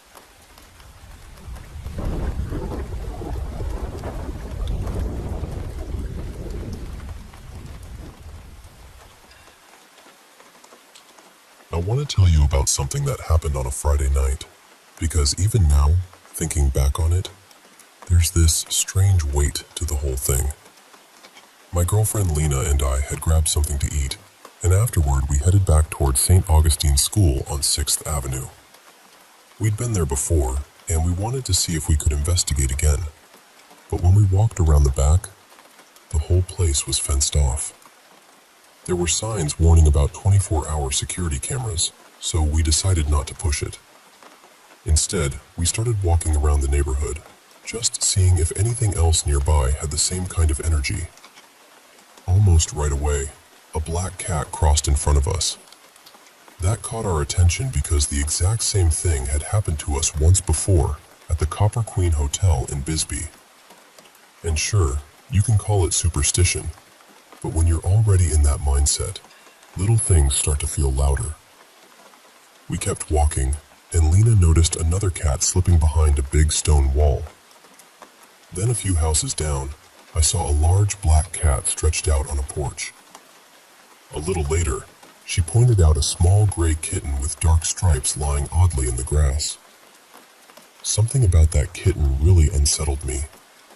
I couldn't tell if it was hurt or just watching us, but the way it stared felt almost too direct. I actually told Lena out loud that it was making me uncomfortable. Eventually, we came across a corner house for sale. Lena said she felt something around it, so we looked around the outside for a bit, but there were people passing by, and it didn't feel right to linger. After that, we found what looked like an abandoned shop and checked the back, but someone was already there, tucked away alone, so we left. Somehow, we ended up back near St. Augustine School. Since it was Friday night and close to the bar scene on 4th Avenue, there was a lot of noise and movement around us. It wasn't exactly peaceful, but the building still had that strange pull. This time, we had brought some new gear, a spirit box, an audio recorder, a couple of sensory balls, EMF readers, and Faraday bags to help cut down on radio interference. We started with the EMF readers. Lena wasn't getting much on hers, but I kept feeling something. The building looked the same, but somehow it didn't feel the same. It felt shifted, almost like it was wearing a different face. I had this strong sense that we were being watched, and that whatever was there was moving around us, just out of reach. The meters didn't show much, but I could feel it. A few people walked by while we were there. One woman who lived nearby stopped and told us she had passed that building many times and always got creepy feelings from it. That didn't exactly calm my nerves. Then we turned on the spirit box. We took turns asking questions. We asked if anything there remembered us from the last time, since we had said we would come back. At first, there wasn't much. Just static, fragments, nothing clear. Then we heard one word: leave. It was clear enough that both of us understood it. So we listened. We backed away respectfully and moved to the building next door, where we found a set of stairs tucked into a more private spot. We tried again there with the spirit box and EMF readers, but for a while, we barely got anything. Then Lena asked if the spirits felt safe around us. That was when the EMF reader jumped hard into orange and red. It didn't just flicker either. It stayed there for several seconds, long enough that both of us went quiet. Lena said gently, "We're not here to hurt you." And through the spirit box we heard, "Good." That changed the whole feeling of the session. Lena kept asking questions, and from what we could gather, there were several spirits around us. That was when we realized we were sitting outside what seemed to be an abandoned church. After a little more back and forth, the meter finally settled down. We thanked them, set our boundaries, and left. On the drive home, we wandered around a little, just enjoying the night and keeping an eye out for possible places to visit another time. But by then, Lena was already saying she felt exhausted. Not just tired, but drained, like communicating had taken something out of her. When we got home, our cat was not acting normal. Usually she comes right up to greet us, but when we walked in, she was sitting in the exact same spot where we had left her. Lena greeted her sweetly, and we sat down to talk through the night. Then Lena looked at her and said, "Why is she crouched like that? She looks scared." I brushed it off at first. I figured she was fine. Then our cat came over to me and started sniffing my legs. Not just a quick sniff either. She kept circling me, trying to burrow into my shorts, which is something she usually only does with blankets when she's cold. At first, we laughed because it seemed strange but harmless. Then she went to Lena. She sniffed her all over, for a long time. She tried more than once to push her way up Lena's pant legs. She circled her again and again, lightly touching her with her paws, like she was checking her for something. That was when the mood in the room changed. It stopped being funny. After that, the cat went into the laundry basket and investigated it, then jumped up onto the bedside table and stood there like she was keeping watch. Lena gave her treats, and we both fed her, trying to calm her down and reconnect with her. Eventually she softened and went to her usual spot to curl up. But Lena still looked completely worn out. Then she told me something she hadn't mentioned earlier. She said that when we first got home, she had seen a dark mass in the bathroom, but she hadn't wanted to scare me. That was enough for me. I prayed, reset the boundaries in our home, and made it very clear that nothing was welcome there. Lena was shaken. I comforted her as best I could, and after a while she seemed a little better, though still on edge. Honestly, I was too. Later, when we were in bed, I asked her if all of this was becoming too much. She said no. She still enjoyed it. But we both agreed that if we keep doing this, we need to be more careful. We can't bring anything angry or heavy back with us. I reminded her of the energy we once felt in the boiler room at Jerome High School. That thick, intense feeling that told us not to push further. We agreed on that as our line. If we ever feel energy like that again, we don't challenge it. We walk away.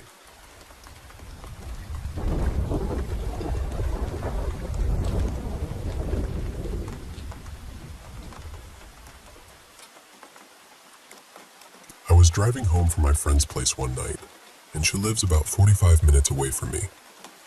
By the time this happened, I was probably 12 or 15 minutes from home. It was one of those back roads I know really well because I drive it every few days, and normally I know I have service there. That's important, because this wasn't some dead zone in the middle of nowhere. But that night, it was almost completely black outside. No street lights, no porch lights, nothing. I think there were maybe 1 or 2 houses set back from the road, but I honestly couldn't tell because everything was so dark. I'd been on the phone with my mom for maybe 20 minutes while I was driving. We were just talking like normal, and then I saw something in the road. It was a big red puddle, and I mean red. Not dark like oil, not brownish, not something I could easily brush off. My first thought was, that looks like blood. I slowed down a little, but not enough to really see what it was. It was around 10:30 at night, and the road was so dark that my headlights were the only thing giving me any kind of view. There was a lot of it too. Enough that I started worrying maybe an animal had been hit, or something worse had happened. So I decided to turn around and check, just to make sure. Nobody was on the road anyway. You barely see cars there even during the day. A little past the spot, I pulled into a driveway so I could turn around. The second I finished turning the car, the call with my mom dropped. It just said, "Call failed." I remember staring at the screen for a second, confused, because that didn't make sense. I had just been talking to her with no problem.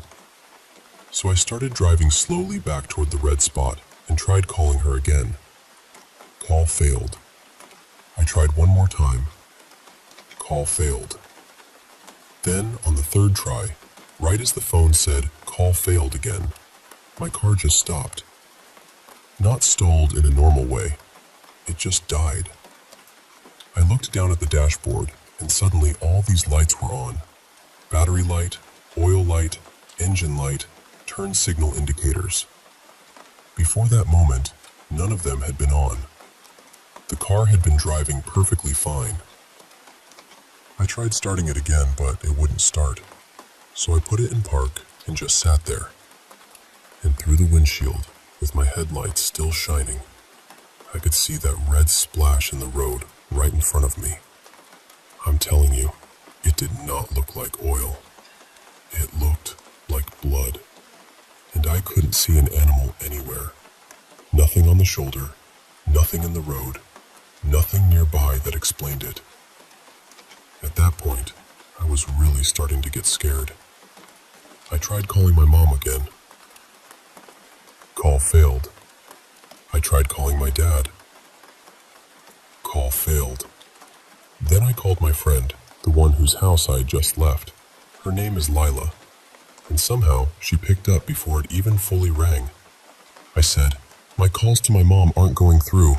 Can you please call her and tell her to check my location? I'm having car trouble."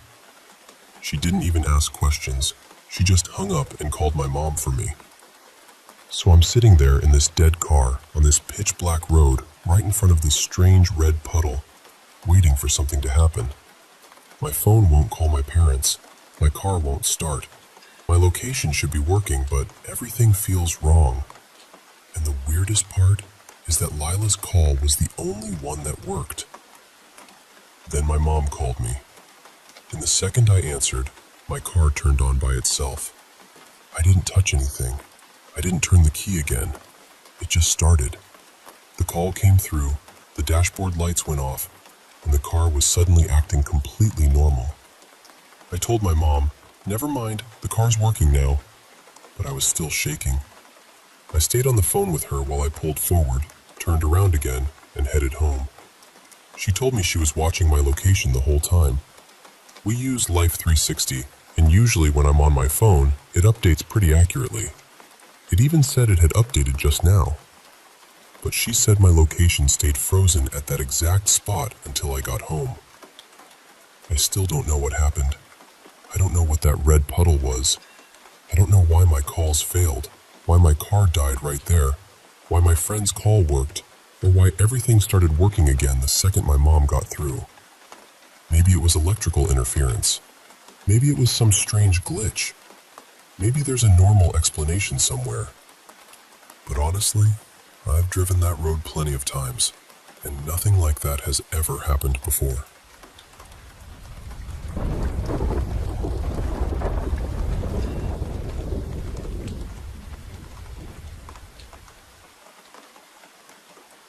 I want to tell you about something that happened a few years ago when my ex, Rohan, and I were still in our early 20s.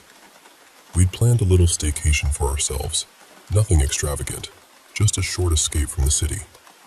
I asked him to handle the hotel booking because I didn't want anything too obvious showing up in my payment history. At the time, I trusted him completely. We'd been together for over a year, and I honestly thought, he's got this.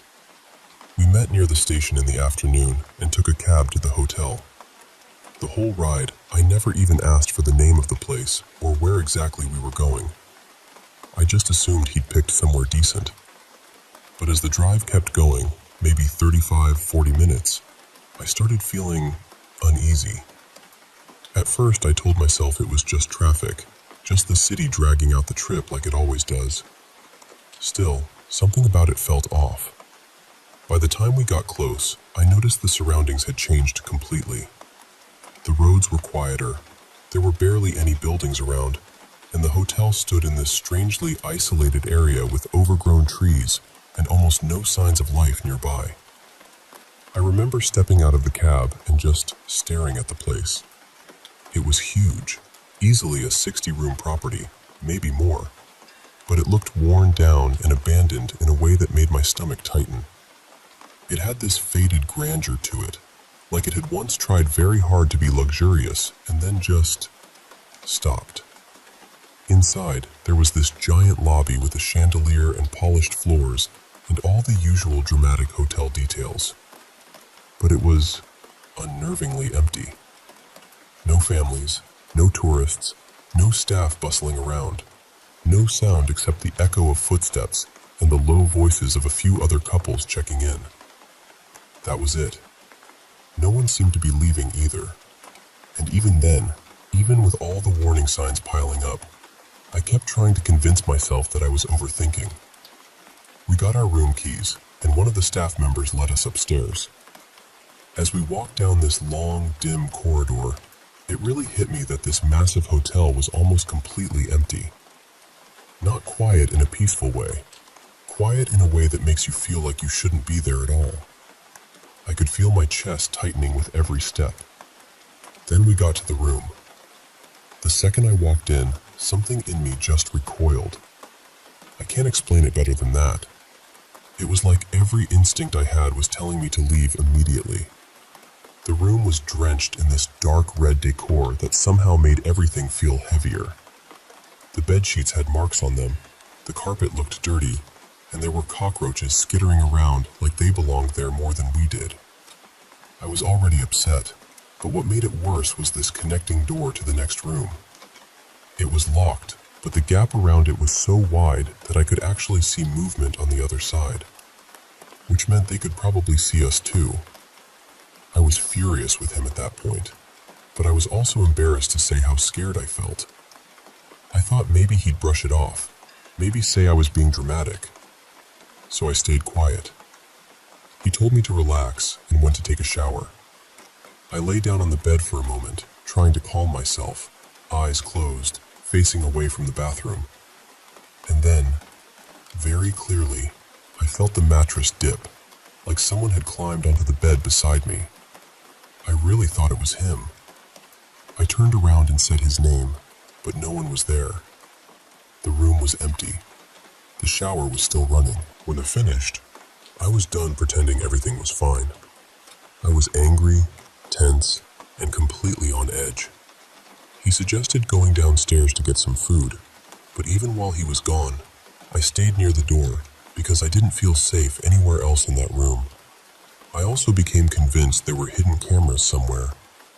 I made him help me check everything when he came back, and I looked too, but we couldn't find anything. Still, I never stopped feeling watched.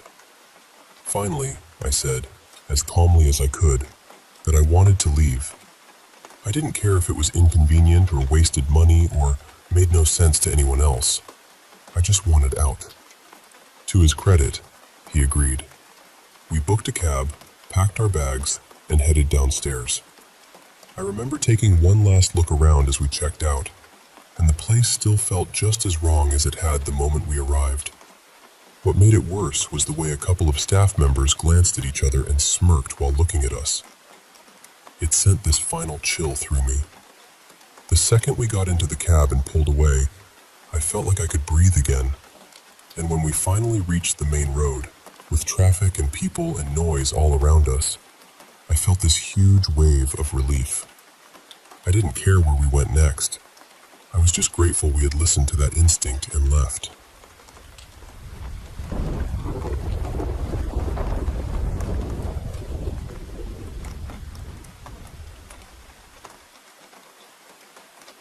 I have something in my life that I still cannot fully explain, and honestly, I have been carrying this question with me since I was a child. When I was around 8 or 9, I saw a photograph of a woman for the first time. The moment I looked at her, I felt something so immediate and so deep that it startled me. It was this overwhelming sense that I had known her forever. Not in an ordinary way either. It felt like love, like safety, like belonging. It was almost like recognizing someone my heart already knew, even though my mind had no explanation for it. As the years went by, that feeling did not fade. It actually grew stronger. I started feeling more and more connected to her, and the bond I felt was deeply motherly. It was warm, protective, familiar. Every time I saw her face, it felt like she had always been a part of my life somehow. A couple of years later, I came across that same photo online. This time, I decided to learn more about her. That is when I discovered something that shook me even more. She was from a completely different region of my country, far from where I grew up, and she had passed away about 4 months before I was born. She was somewhat well known in her area, which made it easy enough to find information about her. But the strange part is that no one in my family knows anything about her. No one around me ever talked about her. There was no family link, no shared history, nothing I could point to as a reason. And still, her presence always felt real to me. For years, I truly felt as though she was with me. I do not know how else to describe it except to say that I could sense her. It was as if she made sure I knew she was there. I am 20 now, and this has remained one of the biggest mysteries of my life. The connection I felt with her was never frightening.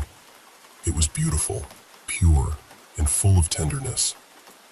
She was a stranger to the world around me, but to me, she never felt like one. Lately, though, something has changed. Since around 2025, it has been almost a year since I last felt that same strong presence. I do not sense her around the house the way I used to. Before, it always felt so clear, as though she wanted me to know she was near. Now there is only silence, and I find myself wondering why. Even now, I still love her. I still talk to her. I still tell her about my life, and sometimes I cry in front of her photo. The bond I feel has never really left me. If anything, the question has only grown larger with time. So I keep wondering, is it possible to feel such a strong connection, such deep love and belonging, with someone you never met, someone who died before you were even born? I want to be clear that I had a happy childhood and loving parents, so this does not come from loneliness. That is why this has always felt even more mysterious to me.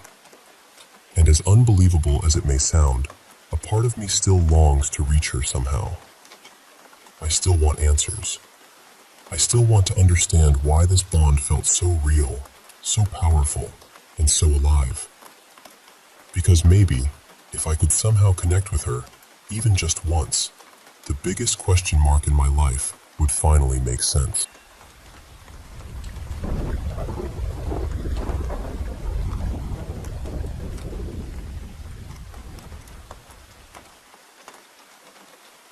Hi, my name is Isabel, and this is something I've carried with me for most of my life. It happened when I was about 10 years old, and even now, after all this time, I still can't explain it. I think that's part of why I need to tell it. Ever since that day, I've had this constant feeling that something is nearby, something quiet and patient, just watching. When I was a kid, my parents always told me to say a prayer before bed. They believed it protected you, kept nightmares away, that sort of thing. I usually listened, every night, without fail. But one evening, I just didn't do it. I wasn't upset or anything, I just didn't feel like it. So I went to sleep like that. That night, I had the strangest dream I've ever had. Back then, we lived on a private seaside estate where my parents worked. There was a huge house up on the hill, and we stayed in a smaller cottage farther down. Even as a child, I was sensitive to certain places. Some rooms felt normal, and others felt wrong. That property had a heaviness to it I never really got used to. In the dream, I was inside the main house, sitting on a big sofa in the front living room. Across from me were a couple of pale armchairs, and nearby there was this large revolving door that led into another part of the house. Close to the kitchen, there was a long table decorated like a party had been set up. Balloons, plates, little treats, everything. It was supposed to be my birthday. A bunch of women from my family were there, talking, laughing, fixing the decorations. The whole scene should have felt happy, but it didn't. I remember realizing I couldn't get up from the sofa. I was completely stuck there, just watching everyone move around me. Then, one by one, they all came over and said something like, "We'll be back in a minute." And they walked through the revolving door into the next room, leaving me by myself. The second I was alone, everything changed. I turned my head and noticed someone sitting in one of the armchairs. It was a man, or at least it looked like one. He was extremely tall, maybe well over 6 feet, with this unnaturally long frame. He had no face, not a blank face, not shadow covering his features. I mean, no face at all. His skin was completely dark, almost like it swallowed the light around it. He was dressed in a black suit with faint stripes, polished formal shoes, a deep burgundy tie, and a dark hat with a band that matched the tie. In one hand, he held a cane, and at the top of it was this green stone that caught my eye right away. He didn't move at first. He just sat there, slowly tilting his head from side to side. Then he stopped, and I knew he was looking straight at me. I couldn't move. I couldn't even shut my eyes. It felt like every part of my body had frozen. Then he stood up, but not like a normal person. His body bent awkwardly, like his bones were out of place, and he leaned on the cane as he came toward me. Every step looked unstable, like he might collapse, but he kept coming closer. When he finally reached out toward me, I forced my eyes shut, and then I felt this sudden rush of wind. When I opened my eyes again, the chair had slid back into place, and he was gone. A moment later, the women came back through the revolving door, laughing and chatting like nothing had happened. Like I had imagined the whole thing. Then I woke up. I tried to brush it off. I was a kid, so I told myself it was just a bad dream. I went up to the big house like I usually did, because I liked watching TV there during the day. I brought my dog with me, and turned on the television in that same living room from the dream. I sat on the floor, right near the armchairs, and from the moment I sat down, I had that same feeling again. That awful feeling that somebody was in the room with me, even though I couldn't see anyone. After a while, I went back downstairs to grab some sweets and left my dog upstairs. A few minutes later, I heard a huge noise above me, like a heavy piece of furniture had been shoved or knocked over. I ran back up immediately. When I got there, I stopped cold. The revolving door was slightly open. One of the armchairs had been turned to face the sofa directly, exactly the way it had been in my dream. And my dog was standing there, barking at the chair like there was someone in it. I remember feeling this wave of panic go through my whole body. I went inside, shut the door, pushed the armchair back where it had been before, and sat down on the floor to wait for my parents. I didn't want to be alone, and I didn't want to leave that room either. I just stayed there, terrified. When my parents finally came home, I ran to them crying and told them everything. I can honestly say I was never quite the same after that. Even now, as an adult, I still sleep with the blanket wrapped tightly around me. I hate leaving my feet uncovered, and I hate having my head too exposed, because some part of me still feels like that figure could be there beside the bed, crouched down, watching in silence. That fear never fully left. If anything, it grew with me. And what stays with me most is not just the dream, or the chair, or even the way my dog reacted. It's the feeling that whatever I saw that night didn't begin and end there, like it noticed me too. I still don't know what it was, and I still wonder whether anyone else has ever seen something like that.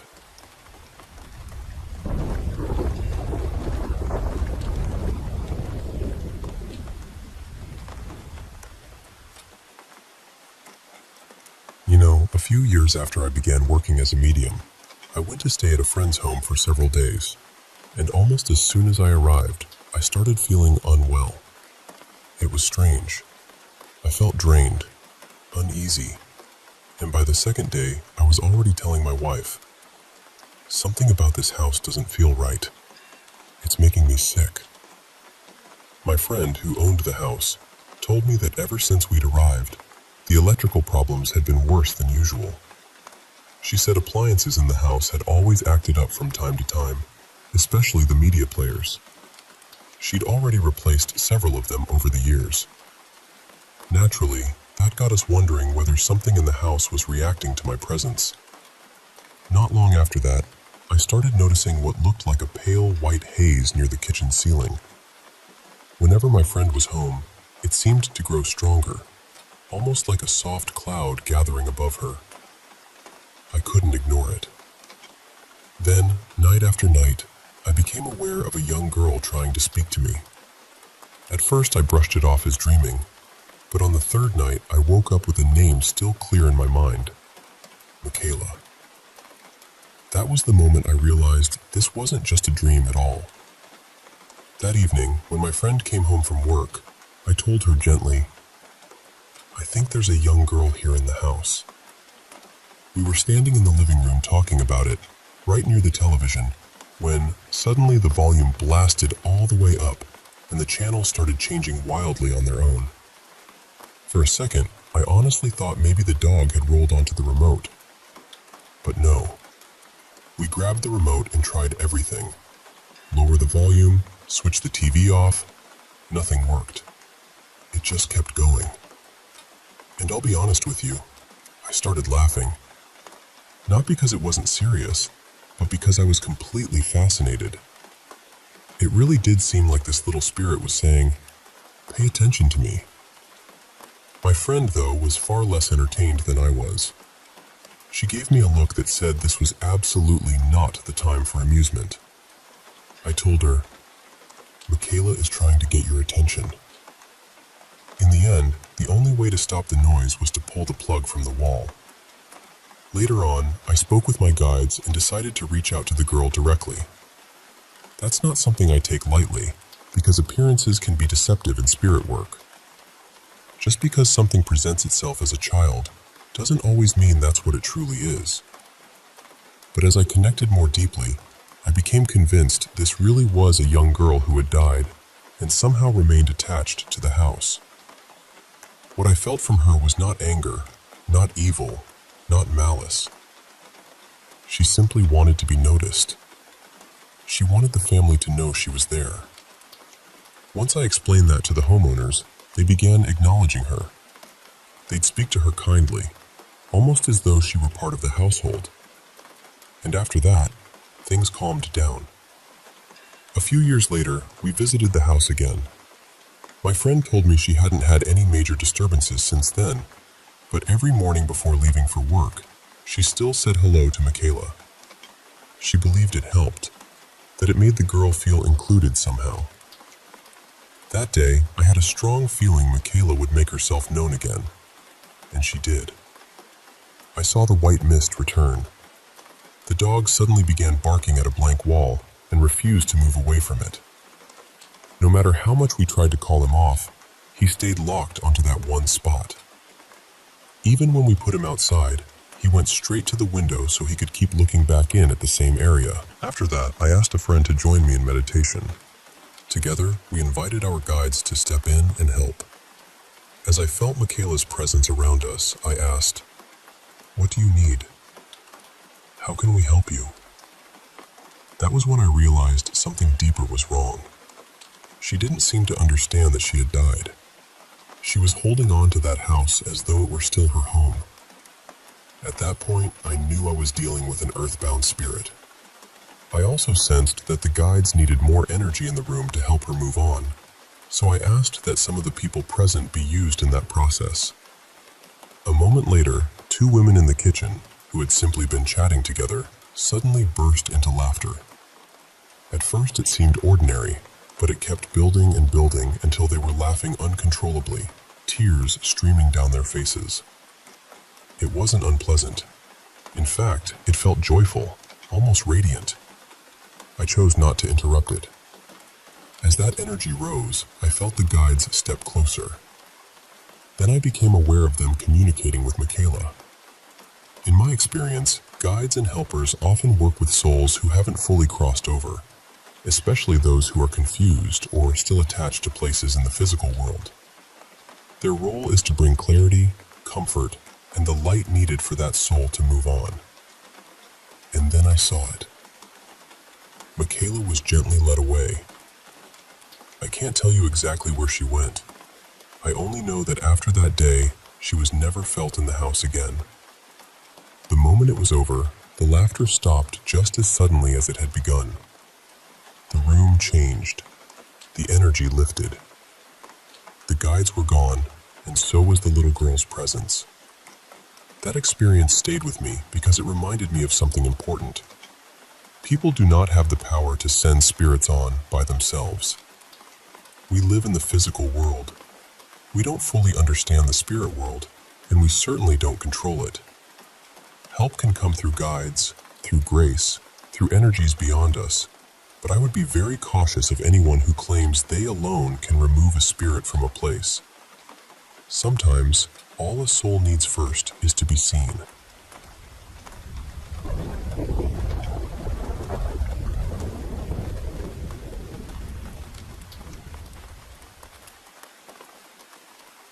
You know, for years my dad kept insisting that strange little things would happen around our house.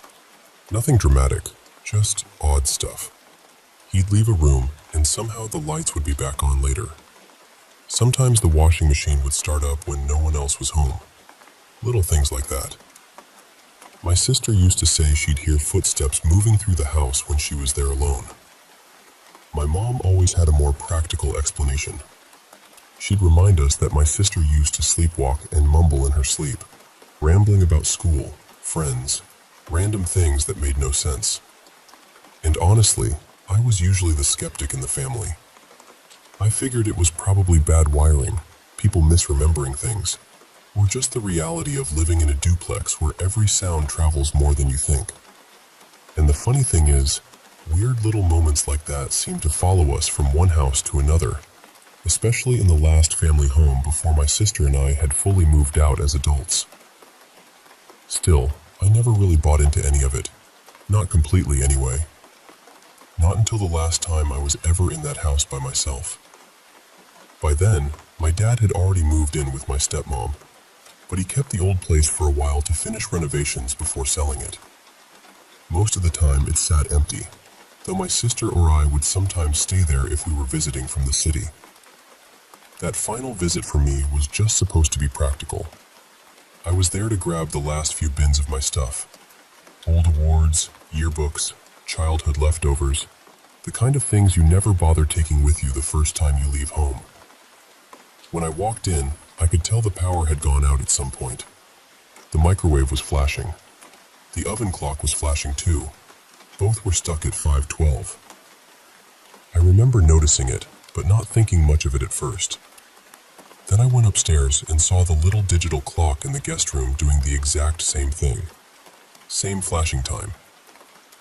That was when it started to feel a little strange, because usually those clocks reset differently once the power comes back. But this one was just frozen there too. And then I looked at the grandfather clock in the hallway. It had stopped at 5:12 as well. That was the moment I just stood there and laughed to myself a little, because it felt so weirdly specific. I texted my dad right away, mostly because I thought he'd enjoy the irony of me finally feeding into one of his stories. And his reply was basically, "Yeah, that happens all the time. Drives me nuts." So I packed up my things, brought everything back to my apartment downtown, and didn't think too much more about it. A few days later, I started going through the boxes. At the bottom of one of them, I found my old Darth Vader alarm clock, which honestly was still a great find. I hadn't used that thing in probably 20 years. It was in rough shape too. The screen was damaged enough that the numbers had kind of burned into it permanently, like that old calculator screen stain. I picked it up without really thinking, and then it hit me. The time ghosted into the display was 5:12. Exactly the same as every clock in that empty house. And the part that really got me was that when I first pulled it out and looked at it, the actual time was only a few minutes off. Close enough that for a second it felt like everything had lined up just to make the moment land. Nothing like that has happened to me since. But that was the first time I seriously thought maybe my family hadn't been exaggerating all those years. Maybe there really was something we couldn't quite explain. And even now, my dad says little things still happen. Different house, different neighborhood, years later.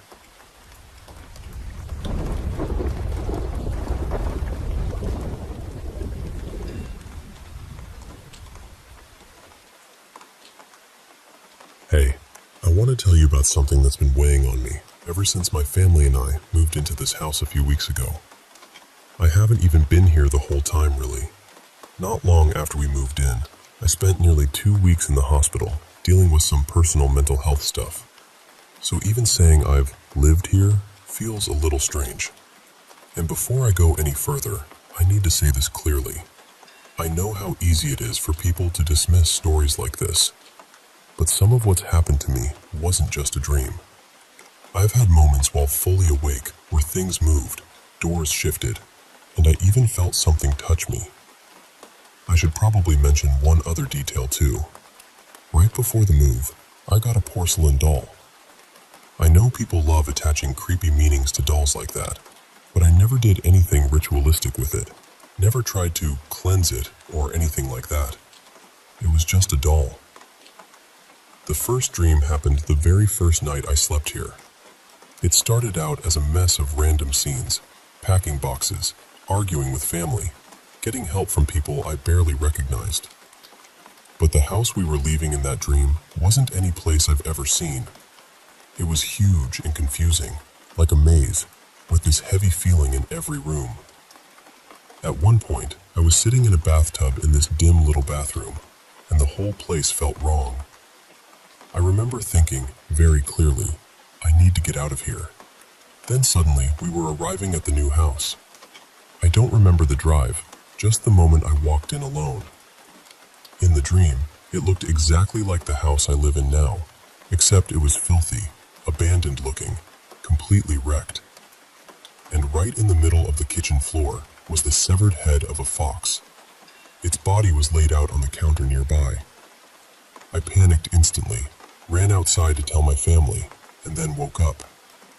Even now, remembering it gives me this awful, ritualistic feeling I can't really explain. Another dream came not long after, and that one felt even more real. I was in my bedroom, in my actual bed, everything exactly the way it is in real life. Then I saw this dark figure standing right in front of me. I tried to move, but my whole body felt dead, like every limb had gone numb. A second later, there was this violent banging on the walls around me, so loud it felt like the room was shaking. I forced myself to move somehow, stumbling out of bed and trying to get to my parents' room. But I kept falling over, like my body wasn't listening to me. It felt like that struggle went on forever. When I finally reached their room, it was pitch black, and that same shadowy figure was standing over them while they slept. I tried to scream, but nothing came out. Then I woke up. The third dream was shorter, but somehow worse in a different way. I had fallen asleep on the couch. I woke up, but not really. I still couldn't move or speak. In the faint light, I saw who I thought was my dad standing nearby. At the time, I believed it was him, but later I realized the hair was all wrong. My dad's hair is mostly gray and brown, and this figure had dark black hair. I tried to move and rolled off the couch. The second I hit the floor, I woke up again in the exact same position, still frozen. It happened over and over, maybe 6 times, maybe more. I think I'd woken up, then realized I hadn't. It was one of the most unsettling things I've ever felt. But the dreams aren't the only reason I'm scared. The next thing happened while I was at my desk working. I heard this slow creaking sound behind me and turned around to see my bedroom door opening by itself, inch by inch. No one was there. I got up, shut it, and sat back down. But I remember feeling more irritated than scared in that moment, like whatever it was had crossed a line. The worst part happened one night when I was asleep. I was stuck in another one of those looping dreams, fighting to wake up, fighting to move, and then I felt something grab my foot and yank. Not brush against it, not tap it, yank it. I shot awake and grabbed my flashlight, hoping so badly one of my cats had done it. But both of them were on the other side of the room, curled up together. Since then, I've been sleeping with the light on. I know that might sound ridiculous, but honestly, it helps. And ever since I started doing that, the dreams and the strange moments haven't happened as often. Still, every now and then, one of those looping dreams comes back, and it leaves me shaken all over again. So that's what's been happening. I'm trying to stay grounded, trying to be honest with myself about what could have a rational explanation and what I just can't explain yet. But I won't lie to you, it's been exhausting. I'm tired, I'm tense all the time, and I feel like I'm always bracing for the next thing.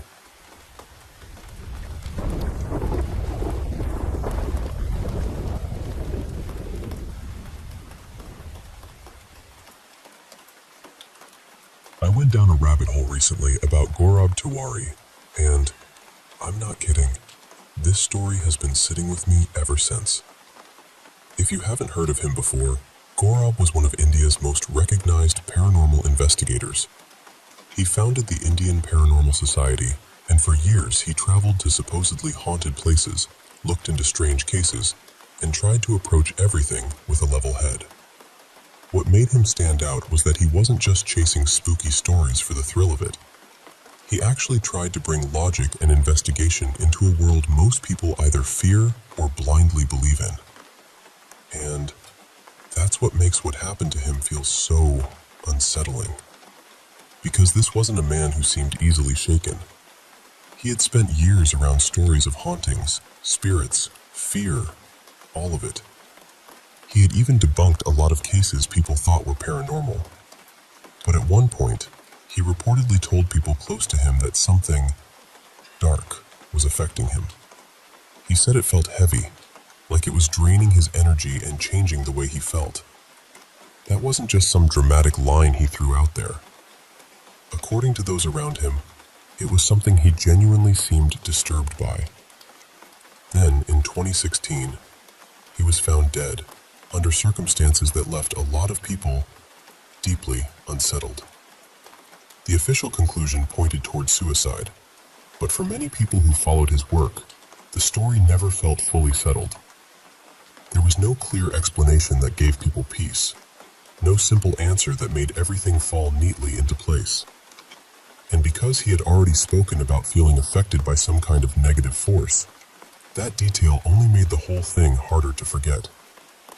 Some people believe it was a tragic personal struggle, something internal that those around him may not have fully seen. And honestly, that is possible. Even the strongest people can carry battles no one else recognizes. But others look at his life, his work, and those comments he made before his death, and they wonder whether he came across something during his investigations that stayed with him in a way he couldn't explain. That's really why this story lingers. It lives in that strange space between psychology and the unknown, between what can be explained and what maybe can't. And whether you believe in the paranormal or not, it leaves you with a chilling question. Was this simply a heartbreaking human tragedy? Or did one of India's most famous ghost hunters come face to face with something he couldn't outrun?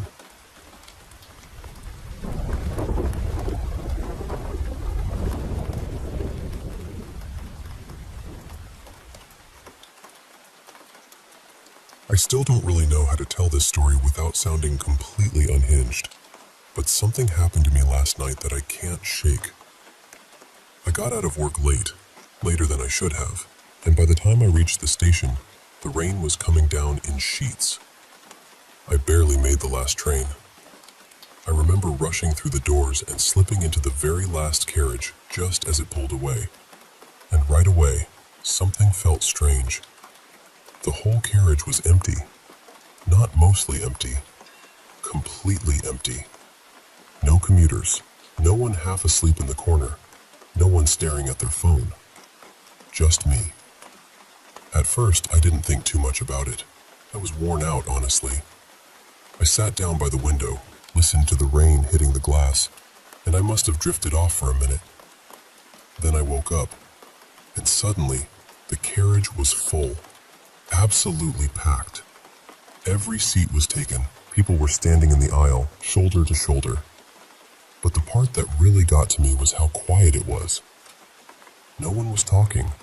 No phones buzzing. No bags rustling. Nothing. Just silence. I remember blinking hard, rubbing my eyes, trying to wake myself up properly. And then, just like that, it was empty again.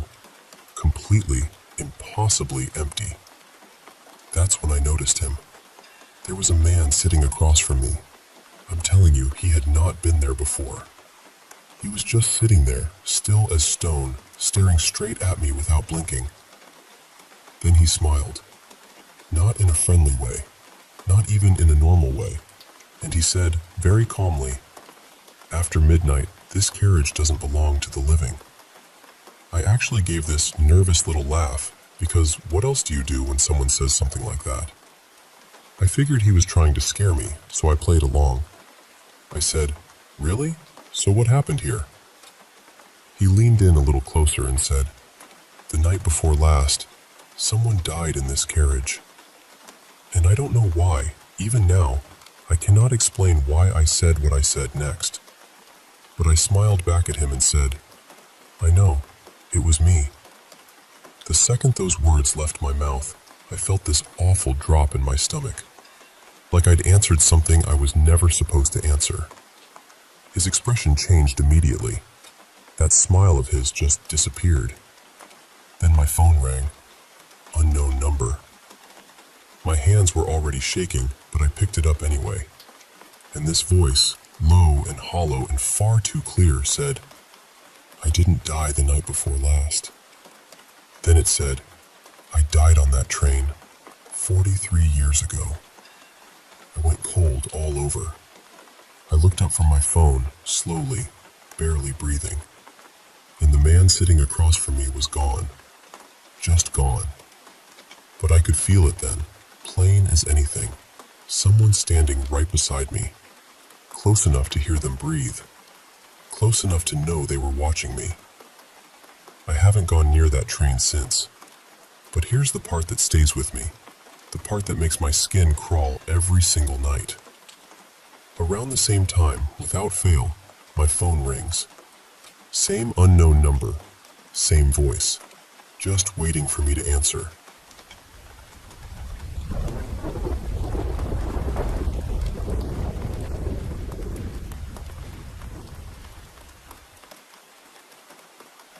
I swear this really happened. I'm not dressing it up or adding bits for effect. It's one of those things that stayed with me because I still can't explain it any other way. This started in December 2020 in West Yorkshire, England. I was 11 at the time, sitting in the living room playing Among Us, which basically had everyone hooked back then. I was on the sofa near the big front window, the one that looks out over our front garden and the road. I'd been playing for a while when I suddenly stopped. I honestly can't tell you why. Maybe I was bored. Maybe I just felt drawn to look up.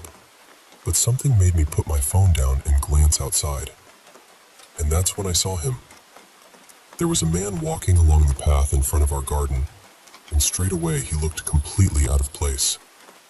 He was tall, probably around 6 foot, and dressed in this very old-fashioned way, like something from another century. He had on a dark top hat, a black 3-piece suit, a long coat, and shiny pointed shoes. In our area, seeing someone dressed like that would stick out instantly, so my attention locked onto him right away. What unsettled me most wasn't even the clothes. It was his face. His expression was flat, cold, almost blank, like he wasn't fully present. He didn't seem like a normal person just out walking. He moved slowly and calmly past the garden, then stopped for no reason I could understand. He turned and stared into our garden. Not just a quick glance either. He stood there for several seconds, looking around with this strange expression, almost like he was irritated or confused, as if something about the garden wasn't how it was supposed to be. That feeling hit me hard. I remember this chill running up my arms and into my scalp, while I just sat there frozen, watching him. Then, all at once, he looked up. Straight at the living room window. Straight at me. The second our eyes met, I dropped behind the sofa. It was pure instinct. I stayed down there for a few seconds, barely breathing, then slowly lifted my head to look again. When I did, I saw him moving up the driveway at the side of our house. That terrified me even more, because the only people who ever really went up there were people who lived nearby, and I knew I'd never seen this man before. We'd already been living there close to a year by then, and he definitely wasn't someone from the street. I panicked and ran upstairs to my older brother, who was the only other person home. I told him what I'd seen. At first he laughed a bit and thought I was overreacting, but he could tell I was genuinely scared, so he believed me enough to come check. He grabbed the nearest heavy thing he could find, and we went slowly back downstairs together. We got to the kitchen by the back door, checked outside, and there was no one there. The door was locked. No sign of anyone. I was still badly shaken when my mom got home, so I told her everything too. She's never been completely sure what she believes when it comes to paranormal things, but when I described the man properly, her whole reaction changed. She got this worried look straight away. Our house was built in the 1800s, and she said that a man dressed like that would have fit the period perfectly. We ended up talking about how maybe he'd once lived there, and maybe the reason he looked so confused staring at the garden was because, to him, it wasn't his garden anymore. It had changed. Everything had changed. A few years later, around Christmas 2023, something happened that brought the whole thing back in the worst way. My mom was fascinated and asked to see it. The woman showed her this old black and white family photograph, and my mom called me over because she thought I'd find it interesting too. I looked at it casually at first, and then, The second my eyes landed on the man standing in the middle, I felt everything in me go cold. I knew that face. I just stood there staring because it was him, the same man I had seen outside our garden 3 years earlier. Same face, same presence, same horrible feeling. Only this time he was standing in a family photograph from the 1800s. I told my mom straight away, and even now I can still remember the feeling that went through me in that moment. It was like all those years collapsed into 1 second. That experience is the reason I believe there are things we can't explain. Before that, I wasn't sure. After that, I couldn't really doubt it anymore. And the strange part is, that wasn't the end of it. My family still talks about odd things happening in that house. Sounds, feelings, things people have seen out of the corner of their eye. I still live there, and the house has a dark history too. We've heard stories about harsh treatment, children being beaten, and other bad things that happened there long before we arrived. So when I tell this story, I mean it. This is the one that changed everything for me. The man I saw outside my garden in 2020, the man who looked lost and almost offended by what he was seeing, turned out to be in a photograph taken more than a century earlier. And I still don't have a normal explanation for that.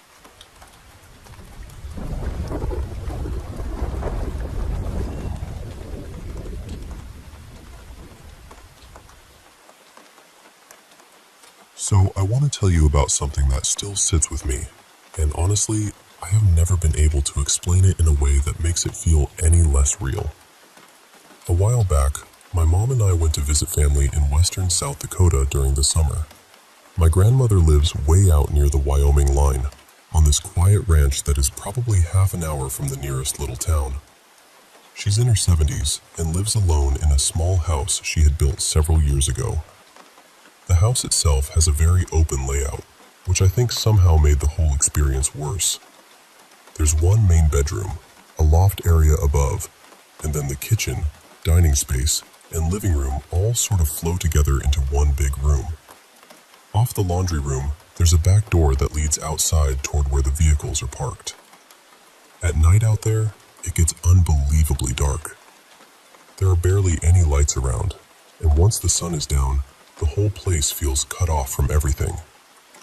My mom and I were staying there for a few days, and one night, somewhere around 11:30 or maybe closer to midnight, my grandmother had already gone to bed.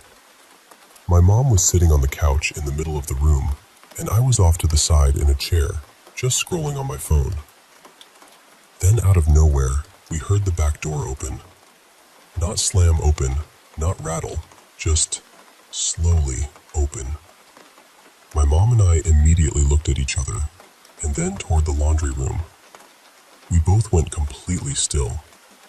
It sounded exactly like someone had just come into the house. A second later, we heard footsteps. They started in the laundry room and moved slowly forward, coming through the house along the natural path someone would take if they had just walked in from outside. The steps sounded heavy, like a big man walking with purpose. And mixed in with the footsteps, there was this faint sound of breathing. Deep, slow breathing. I remember feeling my whole body lock up. The footsteps kept coming until they stopped right beside the couch where my mom was sitting. And in that moment, neither of us said much. We just looked at each other with that same stunned expression, like we were both silently asking, "You heard that too, right?" After a few seconds, we got up and carefully walked toward the back door. We checked it, shut it completely, and made sure it was locked. I can't even tell you what I expected to find. I just knew we both heard something move through that house. I barely slept the rest of that night. What stuck with me almost as much as the sounds themselves was my mom's reaction. She was visibly shaken at first, and that was not normal for her. Later on, she tried to act like everything was fine, like maybe it was better not to give it any more attention, but I could tell it got to her. The next day, she went through the house and saged it, My mom and grandmother are both deeply religious, but we never told my grandmother what happened. I honestly don't think she would have really taken it in. Since then, I've stayed at that house alone a couple of times, and every time has felt deeply uncomfortable. I would sleep up in the loft with headphones on, and I even hung a blanket over the opening just so I wouldn't have to look down into the dark downstairs. Even then, there were moments when I thought I could hear faint voices below me. Nothing clear enough to make out, just enough to make my skin crawl. At this point, I won't stay there alone overnight anymore.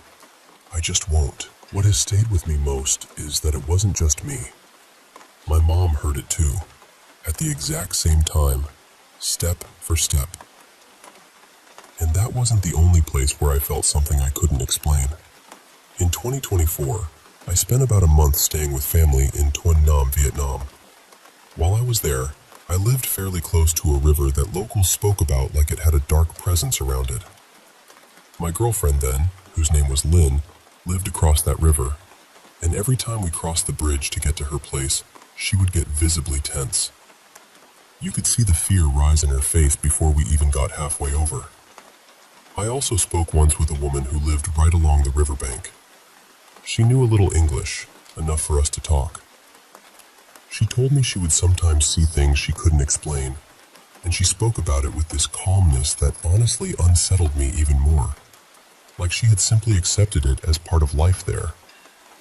She also said the river had been used during the war as a place where bodies were dumped.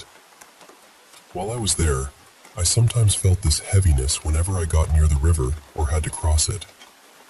It wasn't something I could point to or prove. It was just this deep, sudden feeling of unease that seemed to come from nowhere and settle over everything. When I put those experiences together, the night at my grandmother's house and the feeling around that river, it has only made me believe more strongly that there are things in this world we do not fully understand. I really do think there is both good and bad in this world, and maybe that doesn't stop with people. Maybe there are good spirits too, and maybe there are bad ones. I can't prove any of that. I know that. But I do know what I heard that night, and I know my mom heard it too.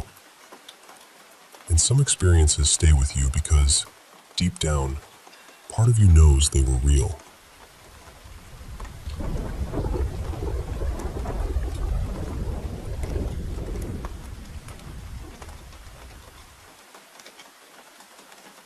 I still think of myself as an atheist, honestly. I grew up between two very different worlds. One side of my family was deeply, intensely religious, very strict about one God and one truth. My mom, on the other hand, believed in whatever kind of spirituality made sense to her at that point in her life. So I was raised around a lot of belief, but none of it ever really became mine. That said, there was one house I lived in with my mom where some things happened that I still cannot explain. The moment that sticks with me most is actually a very small one, which almost makes it stranger. It feels silly every time I tell it. I was about 15, maybe 16, lying in bed in my room late at night, talking on the phone with my school counselor. My cat, Miso, was curled up on my chest while I talked. My bedroom door was shut, the window was shut, and the blinds were those thick wooden slat ones, heavy enough that they never moved unless someone actually touched them. In the middle of the conversation, the bottom left corner of the blinds suddenly snapped upward, like someone had grabbed it and thrown it. Not swayed, not trembled, not shifted a little. It flew up. And I know how that sounds. I know there is probably a neat, rational explanation people would want to offer. But before I could even process it, my cat bolted upright on my chest, arched her back, and hissed straight at that exact spot by the window. She reacted instantly, like she had seen something too. That part is what has stayed with me all these years. Not just what I saw, but that she saw something as well. As ridiculous as it sounds to be haunted by a moving blind, that moment made me feel less like I had imagined it. And it was not the only thing in that house. We had this old gramophone in the living room, and one day it started playing by itself while my mom and I were both there in the room. No one had touched it. It just came to life on its own. Another time, we came home and found footprints on the kitchen ceiling. Not on the floor leading somewhere. On the ceiling. Actual footprints, like someone had walked upside down across it. I still do not have words for that. Then there was the night I had a group of friends over. There were maybe 8 or 9 of us. We were teenagers doing exactly the kind of stupid thing teenagers do. Sneaking drinks from my mom's liquor cabinet while she was at work. We were all in the kitchen grabbing food, laughing, being loud, and then we all walked together into the lounge. As we came in, we noticed a sheet hanging over the upstairs banister. That was strange immediately, because none of us had gone upstairs. And then, right as we stepped into the room, the sheet dropped. At the same moment, the lights started flickering, and my cat came tearing into the room absolutely frantic, screeching, scrambling, practically launching herself at the walls. It was instant chaos. What I remember most is the silence. No one screamed. No one joked. We all just froze and sat there, completely quiet, like the whole room had gone cold. Then, one by one, everyone called their parents to come get them. I still remember the boys who had been acting fearless all night, suddenly running full speed up the driveway the second their rides arrived.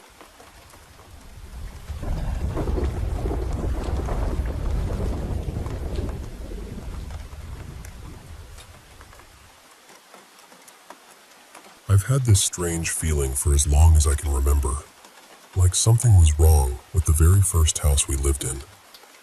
My mom used to tell me that when I was a baby, I would constantly stare into the corners of her bedroom and cry for hours. Not just fussy baby crying, but proper, panicked screaming, like I was terrified of something no one else could see. She never understood it at first. Then one night, when she got up to make my bottle, she saw something in the room that frightened her badly enough that she decided we had to leave. And the weirdest part is, the moment we moved to a different house, I stopped crying completely. A few years later, when I was about 3, I was the total opposite of that scared little baby.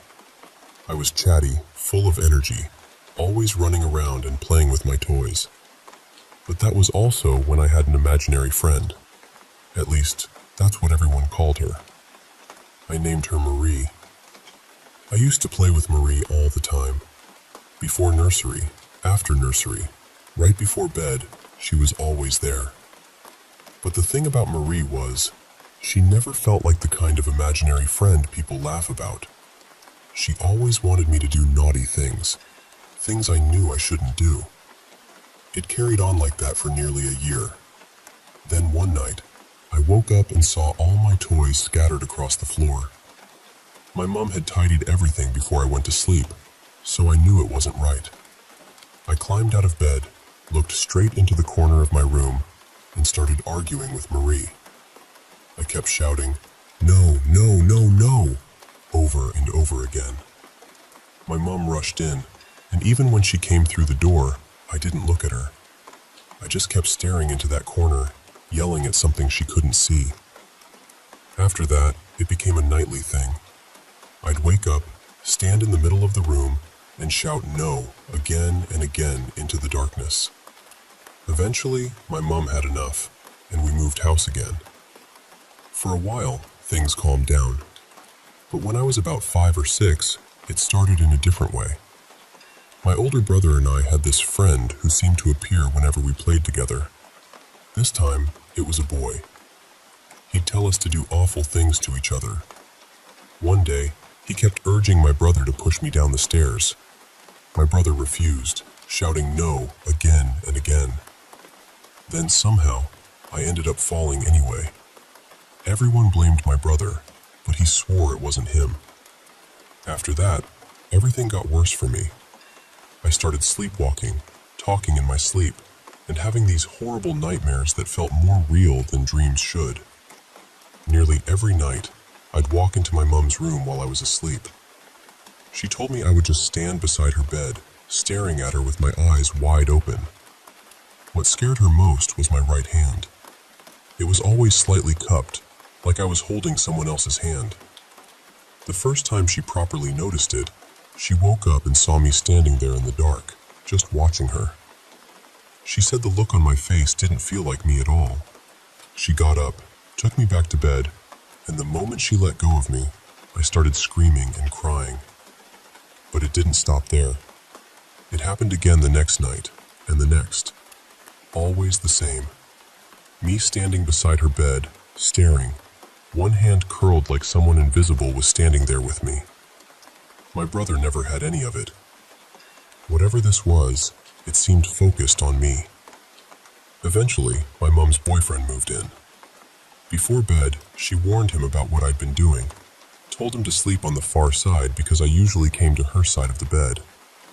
He laughed it off and said she was being dramatic. So he slept in her usual place. He woke up confused, asked what was going on, and immediately turned over. The second he saw me, he screamed.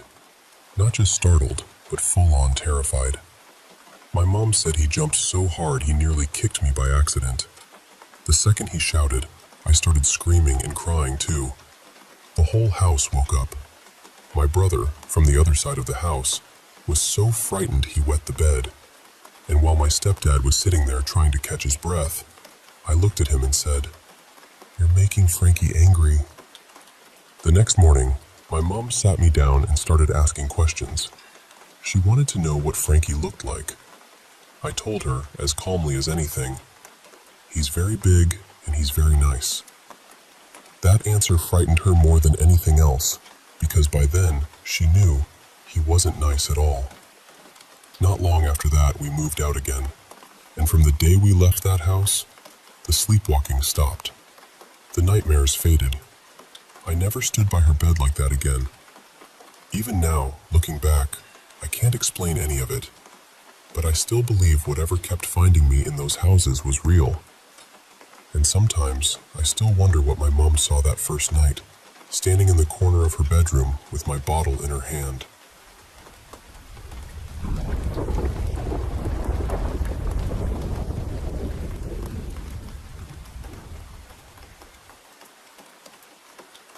I used to spend part of my summers with my grandmother up in northern Idaho. She ran this wellness retreat out of her home, and as a kid, the place felt huge to me. It was beautiful, almost too beautiful, with tall ceilings, a big open living room, and a guest cottage out front with a sauna and a hot tub for the people staying there. My uncle, who was only about 9 years older than me and the youngest in the family, was living there then too, and that matters later. What I remember most at first wasn't seeing anything strange. It was just the feeling of the place. There was this hallway leading to my grandmother's bedroom suite that always felt wrong. It stayed dark no matter what time it was, and even when the light bulbs were replaced, the light would seem to fade and dull again almost right away. Every time I had to walk down that hall, I'd get this awful knot in my stomach. I'd hurry through it as fast as I could. Her bedroom itself usually felt fine, bright and peaceful even. It was just that hallway. I never wanted to linger there. Then things shifted from feeling eerie to something much harder to explain. My grandmother went through staff constantly, especially housekeepers. Almost no one stayed more than a week or two. And the strange part was, they all seemed to describe the same thing without being told anything beforehand. They'd see a man standing outside near a small pine tree in the yard, just beyond the big front window. The yard was wide open and flat until the tree line, so there was nowhere obvious for someone to hide or disappear. I remember one winter day, there was snow all over the ground, and I saw him too. He was standing there near that little pine, wearing jeans and what looked like a work shirt with a faded denim jacket. I asked the woman cleaning that day who he was. She had only been there a few days, and the second she looked out and saw him, she just went completely still. She stepped outside to check, and he was gone. No footprints in the snow. Nothing. That same woman ended up staying longer than anyone else, maybe around half a year, but even she eventually left. Later, my grandmother showed us photos she'd taken of him. You could clearly make out a person standing by that tree, except he didn't look fully solid. He looked human, but not entirely there. That image has stuck with me ever since. And it wasn't just the staff. Guests at the retreat would often leave early. They'd sign up for several weeks and then quietly check out halfway through. Nobody ever wanted to say too much, but you could tell they were unsettled. My uncle had the worst of it. His bedroom was upstairs on the far side of the house, and he said he heard footsteps on the stairs at night all the time, like someone slowly going up and down when no one else was awake. One night, he found the front door standing wide open, even though he'd been home alone. He wasn't the kind of person who got spooked easily, but that house genuinely rattled him. Whenever he had the chance, he'd stay with friends instead of sleeping there by himself. Years later, after my grandmother was gone, we were sorting through old family photos and boxes of keepsakes. Tucked into one old shoebox were the photos of that man again. That's the part that still gets me. My grandmother had sworn she burned those pictures years before, along with the negatives. She used to say that every time she got rid of them, they somehow turned back up a few years later.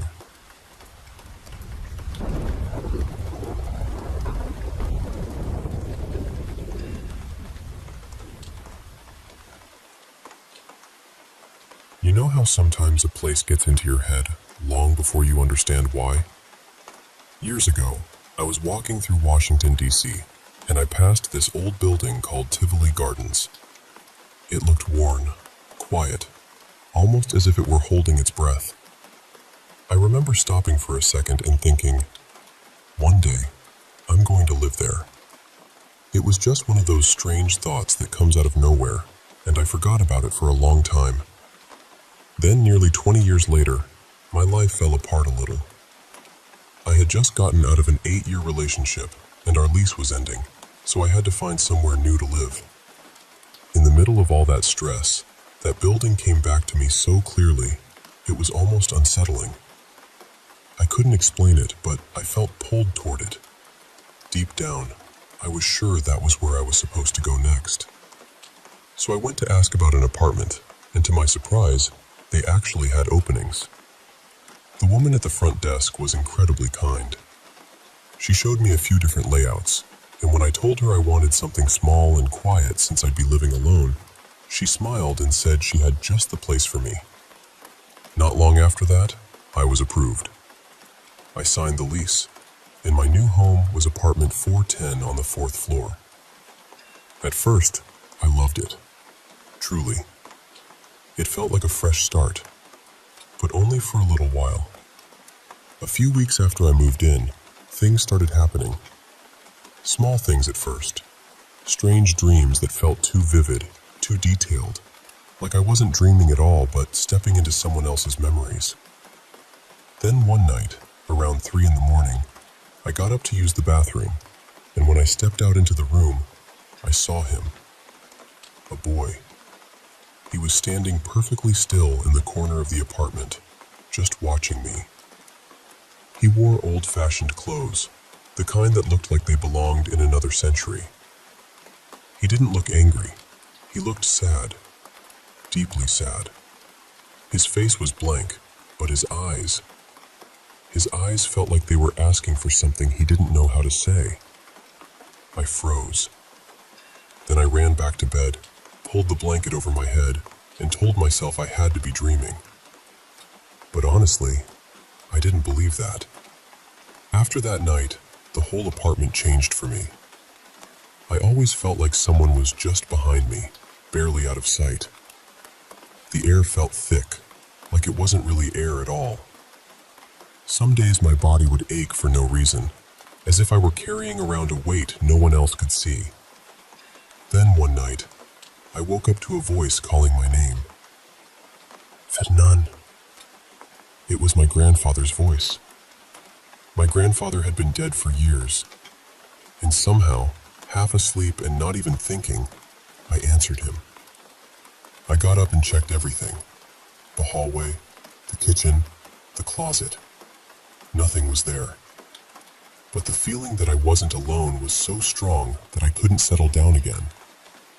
Not long after that, I started coming home from work and finding the apartment door unlocked, sometimes slightly open. I know how that sounds, but I was absolutely certain I had locked it before leaving, every single time. I tried more than once to talk to one of the cleaning staff in the building, but every time I brought it up, she'd find a reason to rush off. She never wanted to hear it. Then one day, as I was leaving, I saw the boy again. This time he was out in the hallway. I barely had a second to react before he ran straight toward the wall and disappeared into it, like the wall wasn't solid at all. I ran over there, of course. Nothing. Just silence. Heavy, suffocating silence. The very first night, he slept in the large closet area, and the next morning, he looked shaken. Really shaken. He told me he'd had a horrible nightmare that a boy grabbed his arm and wouldn't let him wake up. The fear in his face was real. I could see it. But I still didn't tell him what I'd seen. At some point, I mentioned everything to another woman at the front desk. The minute I started describing it, all the color drained from her face. She told me another couple in the building had shared a story of their own. Similar feelings, similar fear. Except they had seen a little girl instead. By then, the heaviness in that apartment had become part of my daily life. I was exhausted all the time, drained, depressed. I started wondering if I was losing my mind. That's the part that really gets to you, you know? Not just the fear, but the way it makes you question yourself. Eventually, my parents came to visit from Mexico, and I told them everything. Before they left, we prayed together in the apartment. And during that prayer, something came over me. This intense pain rose up in me, but it didn't feel like mine. That's the only way I know how to explain it. It felt borrowed, ancient. I started crying uncontrollably, like a little kid. I couldn't stop. Even now, I still don't fully understand what happened in that moment. After they left, things got worse. My anxiety got sharper. The dreams got stronger. The nights felt almost unbearable. Then a friend offered me a place to stay so we could split rent. And by that point, I was done. Completely done. I said yes. A few days before I moved out, I was standing in the kitchen making dinner when I felt someone pass directly behind me. Not imagined. Not a chill. I mean the full, unmistakable presence of a man. His size, his movement, the shift in the air as he walked past me. I spun around. No one. I opened the hallway door immediately. Nothing there. But the air still felt disturbed, like someone had just crossed the room. When I started getting rid of things before the move, I told the cleaning lady she could stop by if she wanted to take anything. She came, but she wouldn't step inside. She just stood there in the doorway. I told her about the man I had felt in the kitchen and described him as best I could. She went pale. Then she looked at me and asked me to forgive her. She said they had been told not to speak about what happened in that apartment, but since I was finally leaving, she was going to tell me the truth. The man I described, she said, was the young man who had lived there before me. He had diabetes, and he died alone in the apartment while his mother was out of town. They didn't find him for several days. She also told me his mother eventually had to leave because he wouldn't let her sleep, that he kept appearing to her, that she was terrified. And suddenly everything made sense in the worst possible way.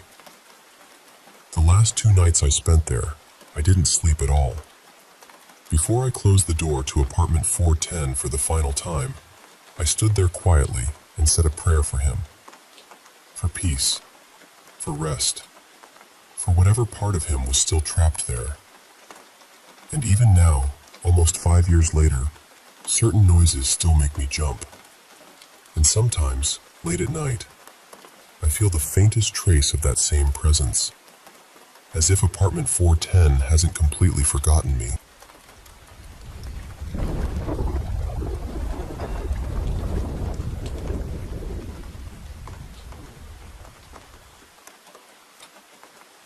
I got home one evening and the whole house was empty. Not just quiet, but that deep kind of empty where you can feel it in your chest the second you walk in. No voices, no footsteps, no one in the next room. When I was younger, weird little things used to happen whenever I was alone. Sometimes I'd hear someone softly say my name, like a whisper just out of reach. Other times, during sleep paralysis, I'd hear these faint mechanical noises, almost like gears turning somewhere nearby. I never really had an explanation for any of it, but I remember how unsettling it felt. That night, the second I stepped inside, I had that same feeling again, like I wasn't really by myself. So I did the only thing that made me feel a little safer. I went from room to room and turned on nearly every light in the house. The hallway, the kitchen, the bathrooms, the spare room. I wanted every corner bright, like maybe light itself could keep the fear from settling in. After that, I went into my room, crawled onto the bed, and put on a movie to calm down. I figured if I just stayed distracted long enough, the feeling would pass. At some point, I started drifting. You know that moment when you're trying not to fall asleep, and your head dips for a second before you catch yourself and wake right back up? That's what it felt like. Barely a moment, just a slip. But when I opened my eyes again, something had changed. The house was dark. Not one lamp or ceiling light was still on. Every single light I had switched on was off. For a second, I just sat there staring, trying to make sense of it, because I knew I had left the whole place lit up. I got up and started checking the switches one by one. And that's the part that still gets to me. They weren't just lights that had gone out. Every switch had been flipped down, like someone had walked through the house and turned them all off by hand. The only thing still glowing was the TV. And the movie I'd started, the one I know I'd only watched maybe 10 or 15 minutes of, was over. I've tried to explain it to myself 100 different ways. The most reasonable answer is that I must have sleepwalked and done it myself. But here's what makes it hard to believe. My name's Mara, and I've never sleepwalked before that night. Not once. And as far as I know, it's never happened again.